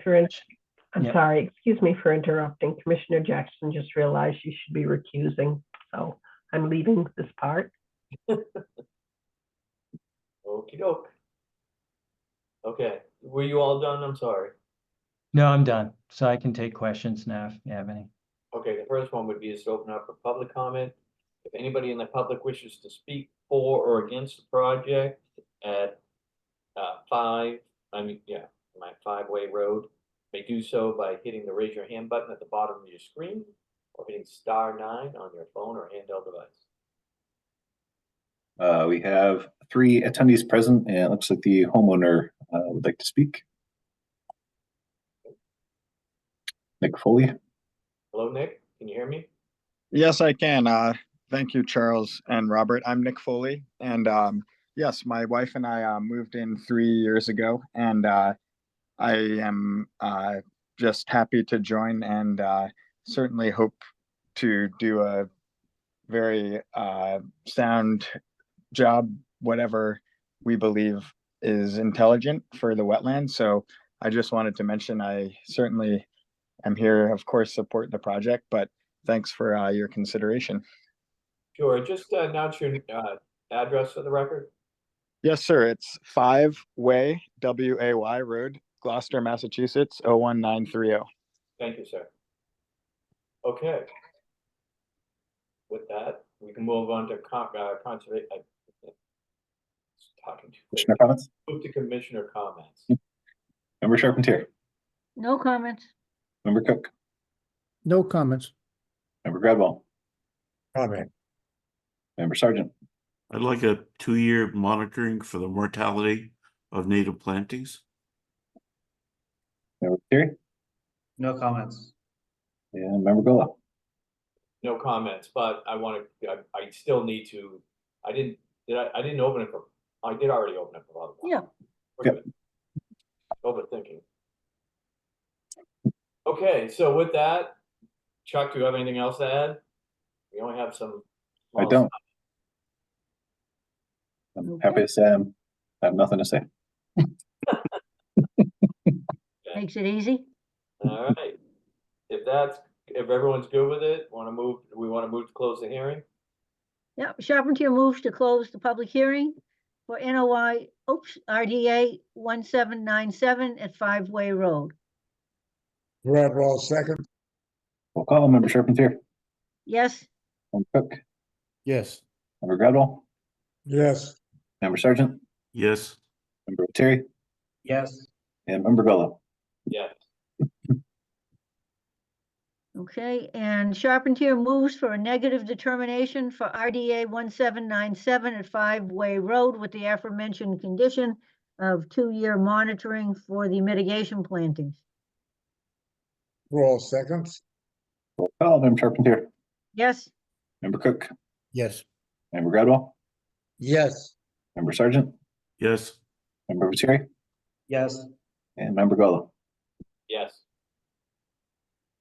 Thank You're you, all- everyone. you're all set. Thank you. Happy very New much. Year. You too. Thank you. Okay, Commissioner Jackson has rejoined the meeting. welcome back. Thank you. Okay. I don't know, do we have anything else? I don't see anything else on the list here, Chuck. No, it's, nothing else tonight. Wow, okay, quiet, good. Okay, quiet bounce. Let's hope it's- Commissioner Jackson moves to adjourn. Charpentier seconds. Roll call, Member Charpentier, Yes, Member Cook, Yes. Member Gradwell, yes. Member Sargent, Yes. Member Terry, Yes. Member Gola, Yes. and Member Jackson. Yes. Chuck, I'm curious, are there more filings next week? Less, the same? I think we had. I think there's a couple more. This time we only had 2 new ones, and one of those was continued from the previous. I think we have another RDA and another NOI, but not a whole lot. Yeah, it's typical this time of year, so I'm just curious how typical. they don't get used to it. You're right, you're right. Starting at 5:30 helps, Linda. Good It call. does. Yeah, it does. All right, everybody, be safe. We'll see you in Okay. 2 weeks. Good night. Good night. Good night, everybody. Good night, all. Happy New Year. Happy New Year.